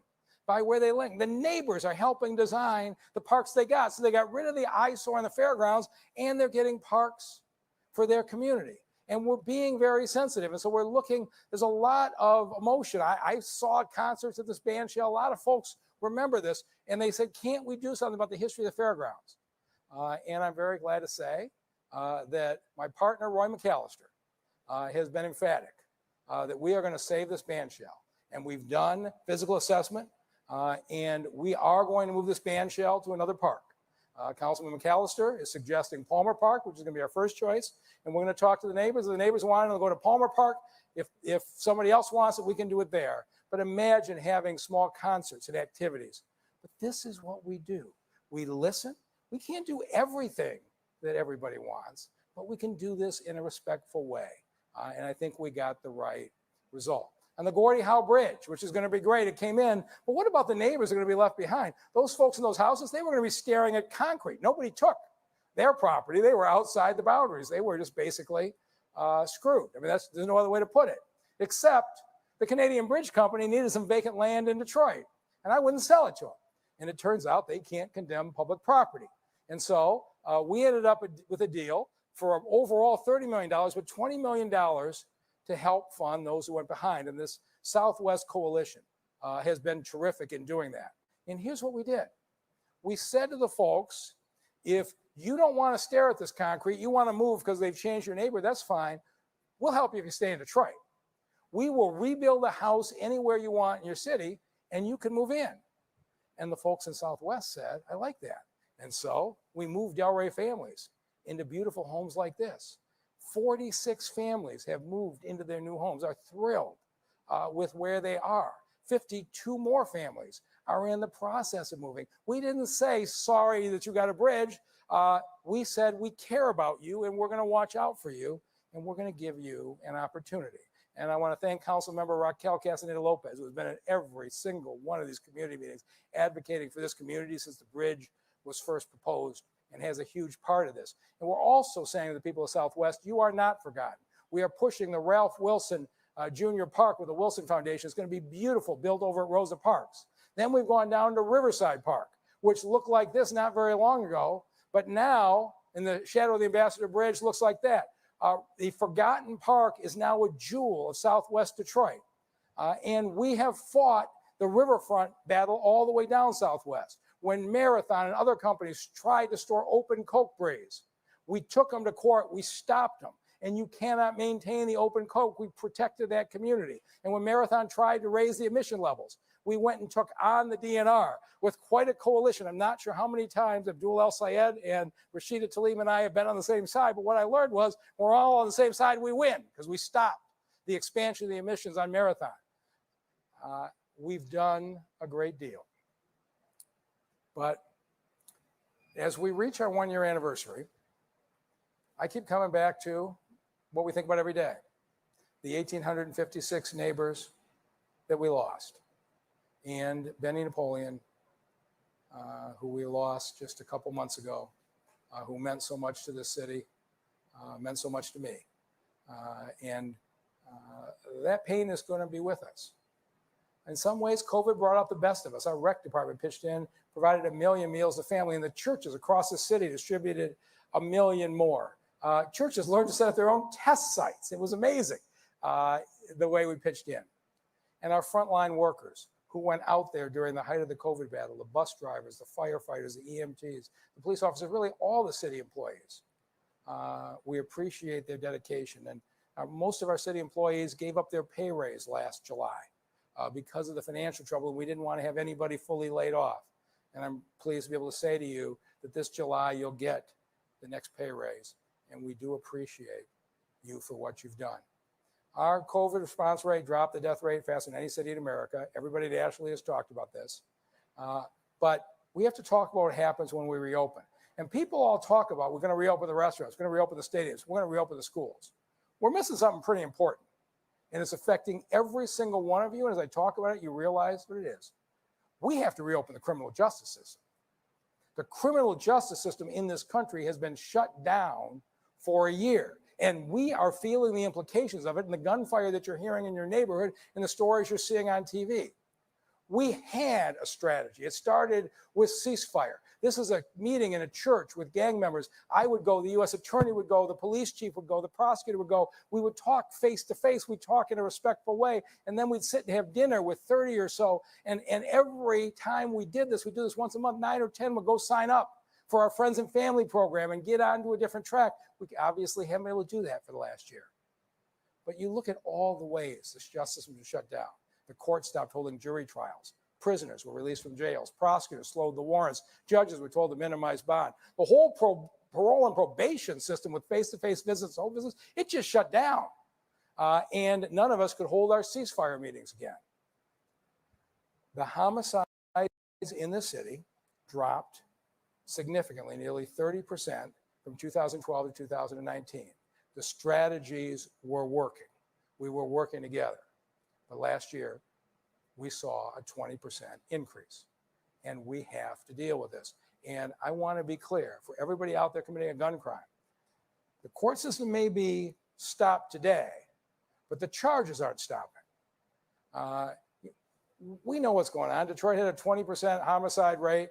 The rest of the country, LA 36, Chicago 56%, Milwaukee 96%. This is happening across the country because the criminal justice system is shut down in every city. Chicago and Atlanta and Milwaukee didn't forget how to police. But when your courts are shut down, your prosecutors are shut down, your probation is shut down, we have folks who think there's no consequence. And we now have 2,200 gun charges backed up in Wayne County. This is the reason you're hearing the gunfire. But I have reason for hope. And we've been talking together, and Chief Craig and Warren Evans and I will be pulling together this whole system. Because the sheriff, they've had to triple the people on monitor. The states had to cut all of their programs. And so here's what we're going to do. On March 22nd, 36th District Court Chief Judge Bill McConnell is going to take the lead in handling the docket of the 2,200 backlog gun cases. He's going to make sure they move. They'll be treated fairly, but they're going to be prioritized and moved. Judge Tim Kenney, when those cases go through to the circuit court, is going to assign more judges to adjudicate and try those cases. So you can't think for a second that justice is not coming. Prosecutor Worthy is totally committed to prioritizing her efforts to getting this going. And I'm really pleased that County Executive Warren Evans has committed to provide funding, and the U.S. Attorney's Office has given Prosecutor Worthy additional funding to get the gun prosecutors in there to help her do that. The sheriff, the new sheriff, Raphael Washington, who I've talked to, is very anxious to be able to reduce the tethers for the highest risk individuals. The chief is going to focus the DPD resources on moving on the prosecution of the cases, and our acting U.S. Attorney Mosen has promised me that she will be with me at the next ceasefire meeting as soon as our health director, Denise Fair, tells us we can do it and we can get back to what we were doing. I want you to know this court system is going to reopen. There is going to be accountability, and we will get this violence under control. But our return to economic health and public safety depends on one thing, and it's vaccines. Detroit Health Department, I don't have to tell anybody here, they've been amazing. 120,000 vaccine doses they've administered directly, but it's not enough. If we want people back to work, we want people not to be afraid of being evicted, we want to get the criminal justice system going, we want to get the restaurants open, we have to get vaccinated faster. And so here's what you can expect. On March 22nd, every Detroiter over the age of 50 is going to be eligible for vaccine. I'll tell you that ahead of time. Usually I wait and see what our backlog looks like on our phone calls, but it's coming. In April, I expect this to be to every Detroiter with a chronic medical condition, and I want to see us with everybody whose job requires them to go to work. I want everybody who has to be out in the workplace to be able to be vaccinated by May. I really do think we're going to be opening up eligibility to everybody. But in order to do that, we are going to have to open a second major vaccine site, and it will be open later this month at the Northwest Activity Center on Myers. And we're going to offer the Johnson & Johnson one-shot vaccine with the space inside. Now, I know I said some things about Johnson & Johnson. It was my fault for not having done more research than I should have. But after having done that research, it's obvious that the record Johnson & Johnson has at the height of the pandemic and operating in South Africa and South America and Britain, that it is a highly effective shot. And so what I want to do is give every Detroiter two choices. You can go to the main one-shot center down at the Northwest Activity Center, or you can come down to TCF for the two-shot vaccines. And then we're going to build out to the community. And we're going to have all kinds of community events at churches and rec centers where you can either have the one-shot Johnson & Johnson or the two-shot Moderna and Pfizer. We are going to extend it, but we have to do this. Detroit led this country in dropping COVID infection rate. We are not leading this country in getting vaccinated. And if we are going to drive the comeback of the city, it's going to be important. Take your friend, take your neighbor, and let's get vaccinated and let's get the city going again.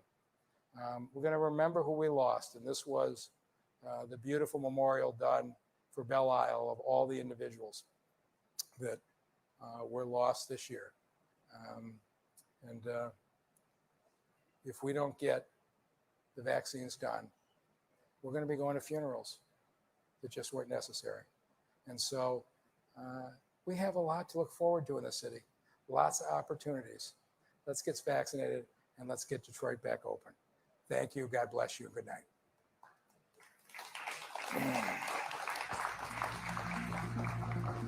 All right.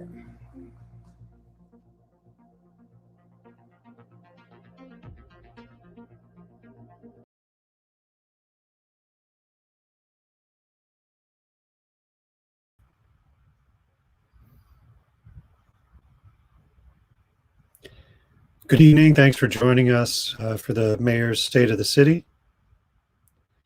For our watch party, we're taking a few moments to recover from that presentation and bringing our panel of community members and Detroit residents into the stream here so that we can offer some feedback on the mayor's presentation and share some of our lived experience here.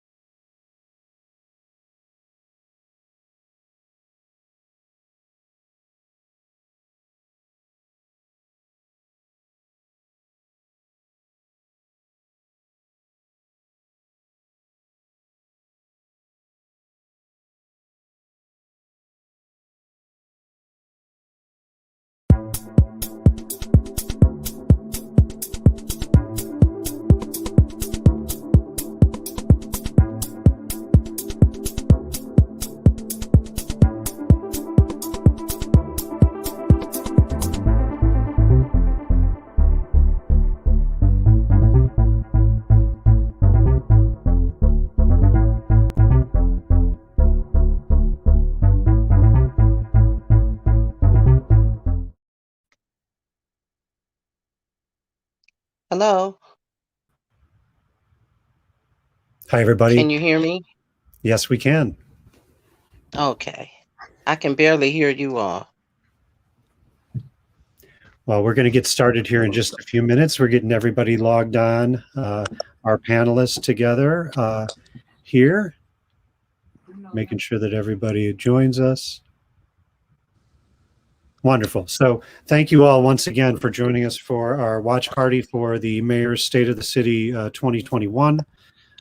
We're joined by many people who shared their opinions in the chat, and we lifted up a bunch of those as we presented, or as the mayor presented his speech.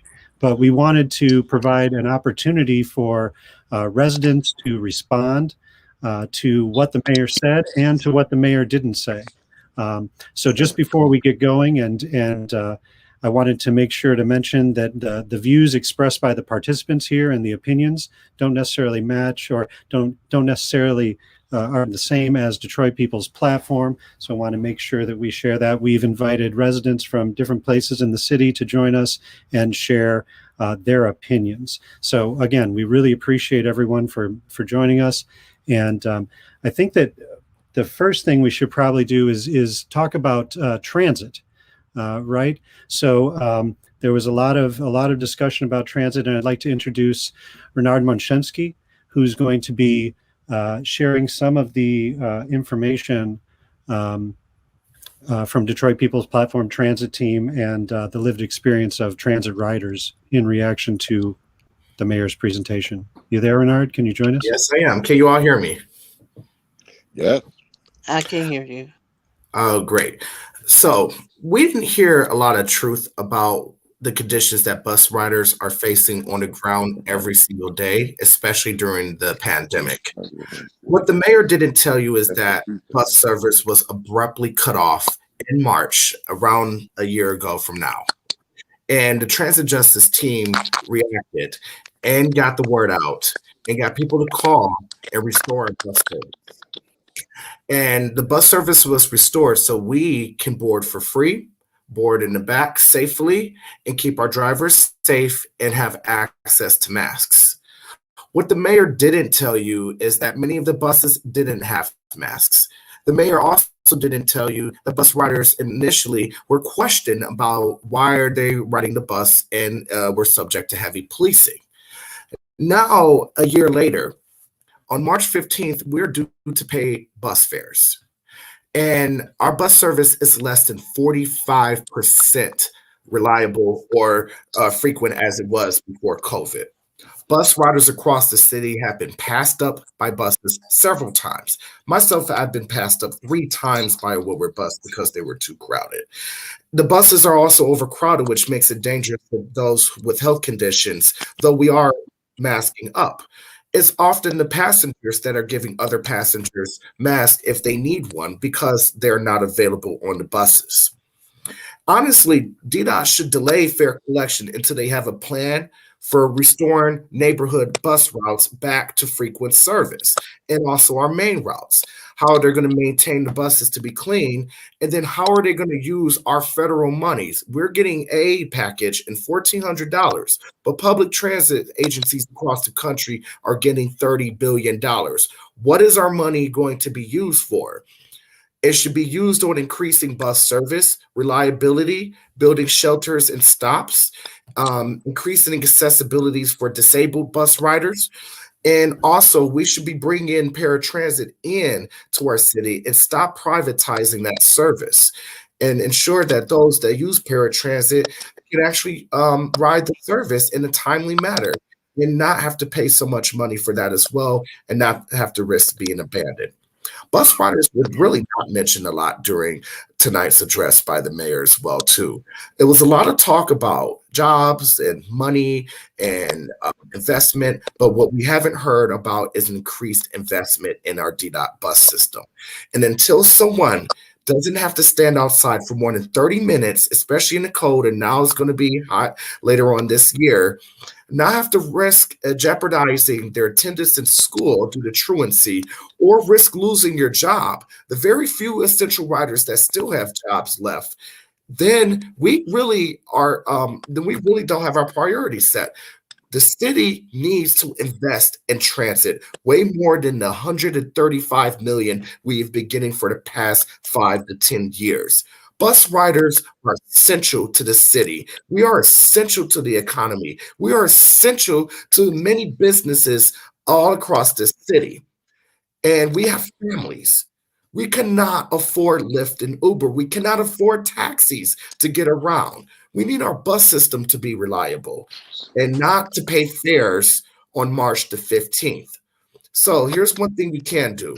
You could call the mayor's office and call city council and demand fares to be delayed until they have a plan to restore our bus service. You could join the transit justice team. We are on Facebook and Instagram. and also like the Detroit People's Platform page on Facebook as well. We have to get our bus system back and no fares. And I also want to say this one thing too. Bus riders are going to be relocated from the current State Fair Transit Center to a facility off of 8 Mile. That's something the mayor didn't mention as well too. We are not invisible. We matter. We are essential, and we are majority Black Detroit. Thank you, Renard. Appreciate that. Let's talk about housing and the mayor's discussions of housing. So I want to open that up. Let me unmute Ms. Clipper. Yes. Oh, I'm sorry, I just remuted you. There you are. Please, welcome to the conversation. Thank you for joining us. We appreciate you doing so tonight. Please, you have the floor. Thank you. Thank you for having me. My thing about the housing and the thing that I would like for Mr. would have really liked to have asked our mayor is, what are you going to do about Brightmoor? Because I did hear something mentioned about it in the latter part of his speech, but yet there's been nothing done about it in years.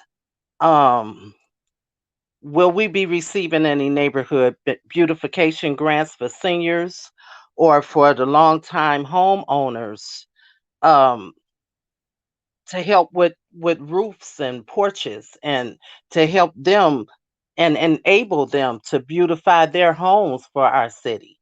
The only large area park around here is Eliza Howe, and it's in disarray.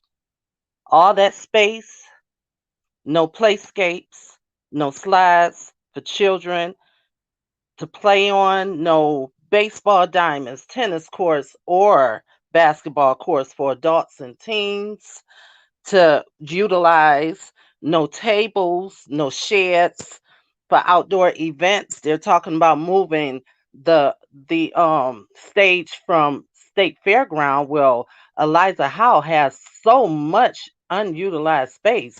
It could go perfect out there for stages and for live performances, let alone anything for like where's our dog park or fitness parks? We don't have anything like that around here. And all the space is just wasted, just totally wasted. I don't understand him he talks about the blight, but the blight never left over here. I come out of my house and that's what I see. So I know it's still here, right here off of Finkel and West Parkway. There's nobody but my neighbor and myself, and we watch for each other.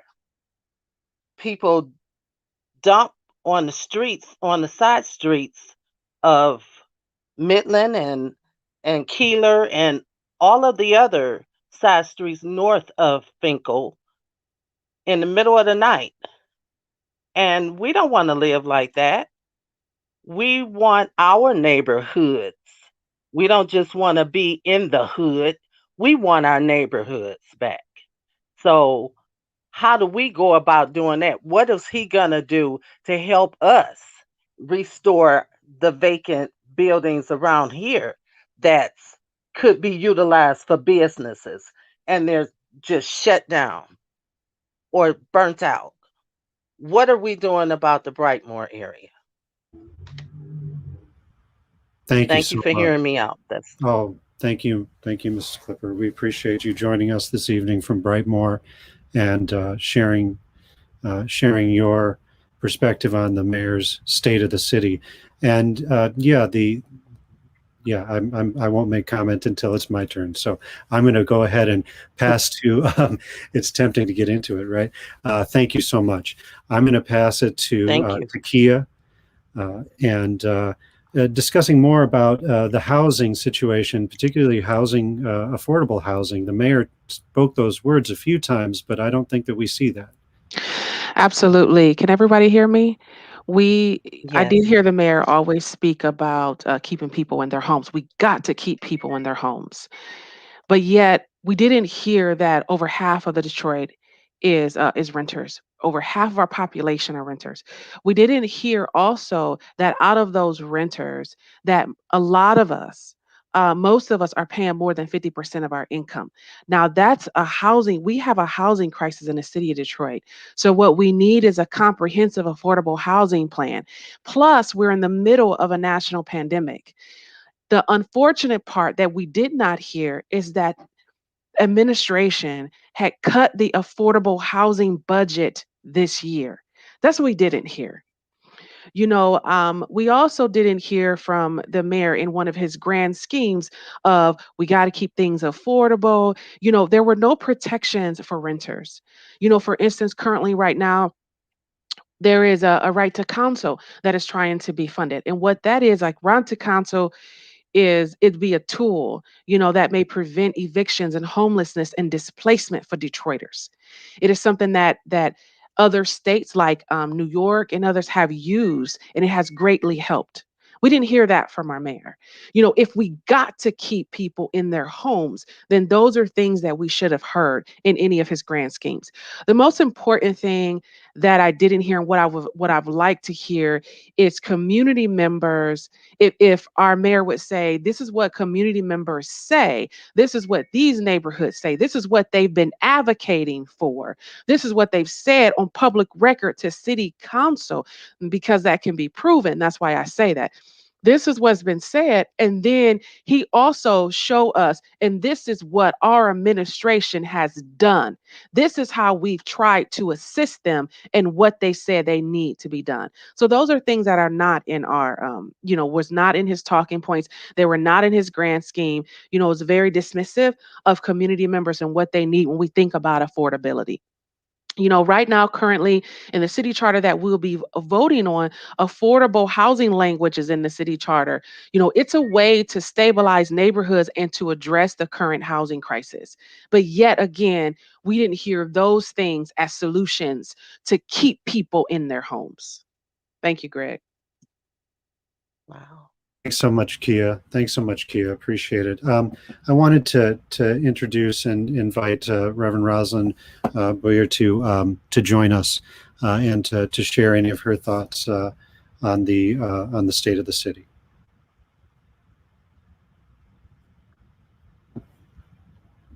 You should be unmuted now. Oh.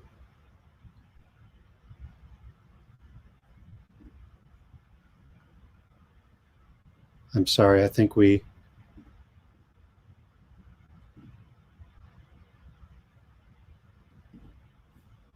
lost Reverend Rosalind. Just one moment.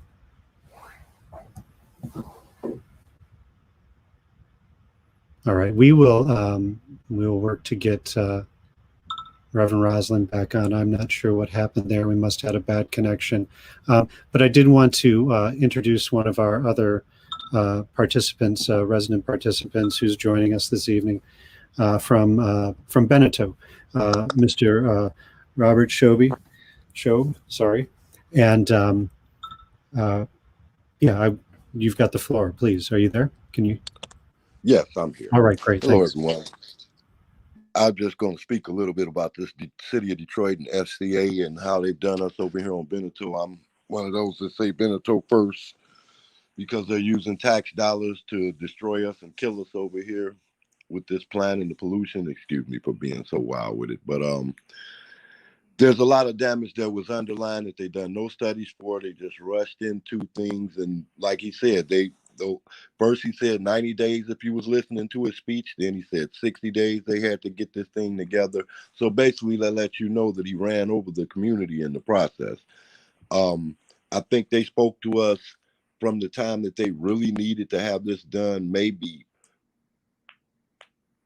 60 days for sure. It might have been the first time they spoke to us, but it was all rushed over. But the thing is we have all types of damage from the construction. I live right behind the building, and they pound into the ground to get their foundations in for 4 or 5 months straight. That vibrated our homes around here. They done no studies. They done nothing to help us.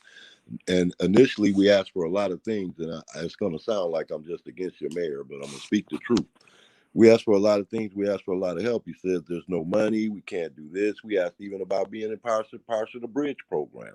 Now they're offering us everything. Now that he's about to become mayor, run for mayor again, he's trying to straighten things out or make it appear to be straight.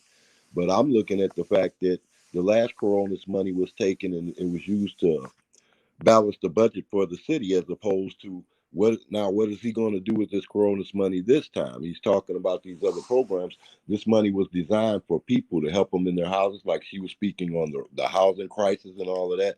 I'd really like to know what can we do to make sure that he uses this money for the people that he's supposed to represent, as opposed to corporate welfare that he's continuing to do and telling the people, even though he's using our money, okay, if you want to come up, you're going to have to go do this, you're going to have to go do that. Then the programs are not even totally inclusive. People like myself, I can't work.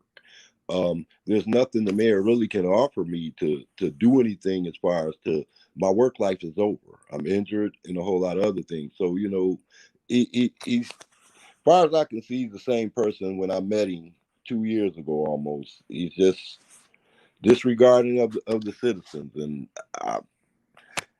I don't know what else to say today. I apologize if I'm rambling. Thank you. Thank you, Robert. Thank you for joining us, and thank you for sharing your story. And we really appreciate it. I'm also a resident over on the east side in the impact area of Fiat Chrysler, and I have a lot of issues with the way the mayor has presented and the administration has worked failed to work with the residents over here. And one of the biggest concerns I have is we heard many references to the jobs at FCA. And while we recognize that Detroiters need jobs and that these jobs have benefits, some of the pay on this job is as little as $15 an hour. They're not the same jobs that supported the development of a black middle class and sent kids to good colleges or created intergenerational wealth. The actual number of Detroit hires has been contested by neighbors and people who've tried to get the jobs, by even the neighborhood advisory council on the project. And FCA have really yet to show their work on these numbers. And it's for him to focus on these jobs and really for public funding on large scale projects to be focused on job numbers instead of the amount of taxes that they're going to be pulling from services that we need is extremely offensive to me.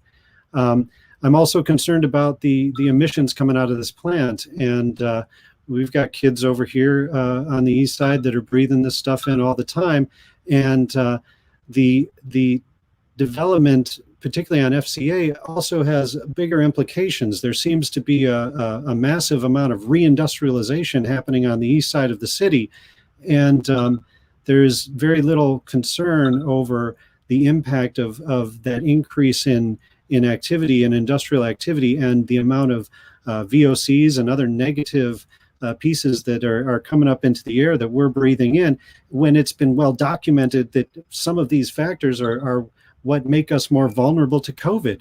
And so I'm going to slow down there. I'm going to take a breath. But one of the things that we really need to focus in on is the impact of this reindustrialization on the east side. We need to increase home funding or home repair funding for folks on Beneteau who are closest to it, like Robert. So I'm gonna take a breath here, and I'm gonna ask if Linda is ready to join us and is able to speak to us more about governance here and other pieces in the city. Can we switch over to Linda? Hi, thanks. Yes. Can you hear me? We can. Oh, great. Good evening. I want to thank those in the listening audience who have joined Detroit People's Platform for, I believe this is our fifth People's Response to the State of the City. I think what I would focus on in terms of what I did not hear shared with Detroiters by the mayor's address is what's the plan? We are beginning to come out of the pandemic, or so it appears, after nearly a year of shutdown. I did not hear a clear, articulated plan for what the economic recovery will look like that will involve majority Black Detroiters. I heard fast and quick reference to several economic development projects, many of which are stalled, even though they received tax abatements to move these projects forward because of the escalated cost and construction and labor. Some of these developers who asked for extraordinary amounts of public investment have had to go back and rethink these projects. And so when you look downtown in Midtown, if you've been down there lately, you see it's almost like a ghost town.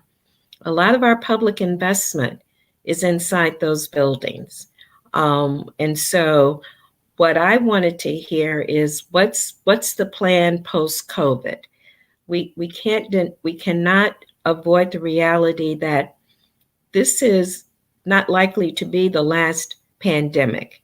All of those scientists, people who are smart on things like this, warn us that there will be more pandemics in our future. Are we going to go back to a recovery that invests hundreds of millions of dollars in what we like to call the downtown, midtown entertainment and sports industrial complex? And our worst yet, are we going to try and replicate that in neighborhoods across the city? No, we need a visionary economic development plan that uses our public tax dollars to support meaningful jobs, job training, and neighborhood development that all Detroiters can thrive and benefit. Talking about increased home prices, anybody who's out there looking for a home to purchase, you know what the barriers are. It's difficult to get a mortgage because the homes have doubled and tripled in price. Those of us who are old enough and who've been around, we remember what that looked like the last time. And it led to a crash that resulted in the nation's largest foreclosure crisis here in the city of Detroit. So yes, I didn't hear the forward thinking. I didn't hear the lessons that have been learned as a result of COVID and the failure of our current economic development model to really address and be a realistic path for economic and racial justice for Detroiters. So that's kind of where I land. Thank you so much. Thanks, Linda. So yeah, we've gone to the full screen here. Appreciate that. So we've been attempting to reconnect with Reverend Roslyn from Brightmoor Connections, and unfortunately, we have not been able to get her back on. But what I want to do is go ahead and invite everyone who's joined us this evening. And thank you all. We've had a very active chat. I think we've learned a lot from the many things that folks have been sharing in the chat about different areas, talking about very, very different situations happening from very different spaces in the city, but it doesn't seem to be reflected in the way the mayor and the administration have presented their plan moving forward. So I want to thank everybody for that discussion and for sharing this evening. Also wanted to invite folks to visit our new website, which is DetroitPeoplesPlatform.org. There is a space there for you to join our newsletter so you can stay up to date. We also use Facebook, Twitter, and Instagram to communicate, so please follow us. We share through @DetroitPeoples. And I want to I want to thank Samara for being our tech guru behind the stage or backstage and keeping this all going. And thank again everyone for joining us, and thank our panelists who have shared and responded to what was presented to us this evening. Again, please like and share and continue to follow Detroit People's Platform as we continue to fight for majority Black Detroit. And we've got a new billboard up too. So the next time you're on the lodge, keep an eye out for it. Take a picture and post it up on social media. Okay. Everybody have a great night. We look forward to reconnecting with everybody soon, and looking forward to moving forward through the rest of the year with you all. Peace now. Good night. Thank you.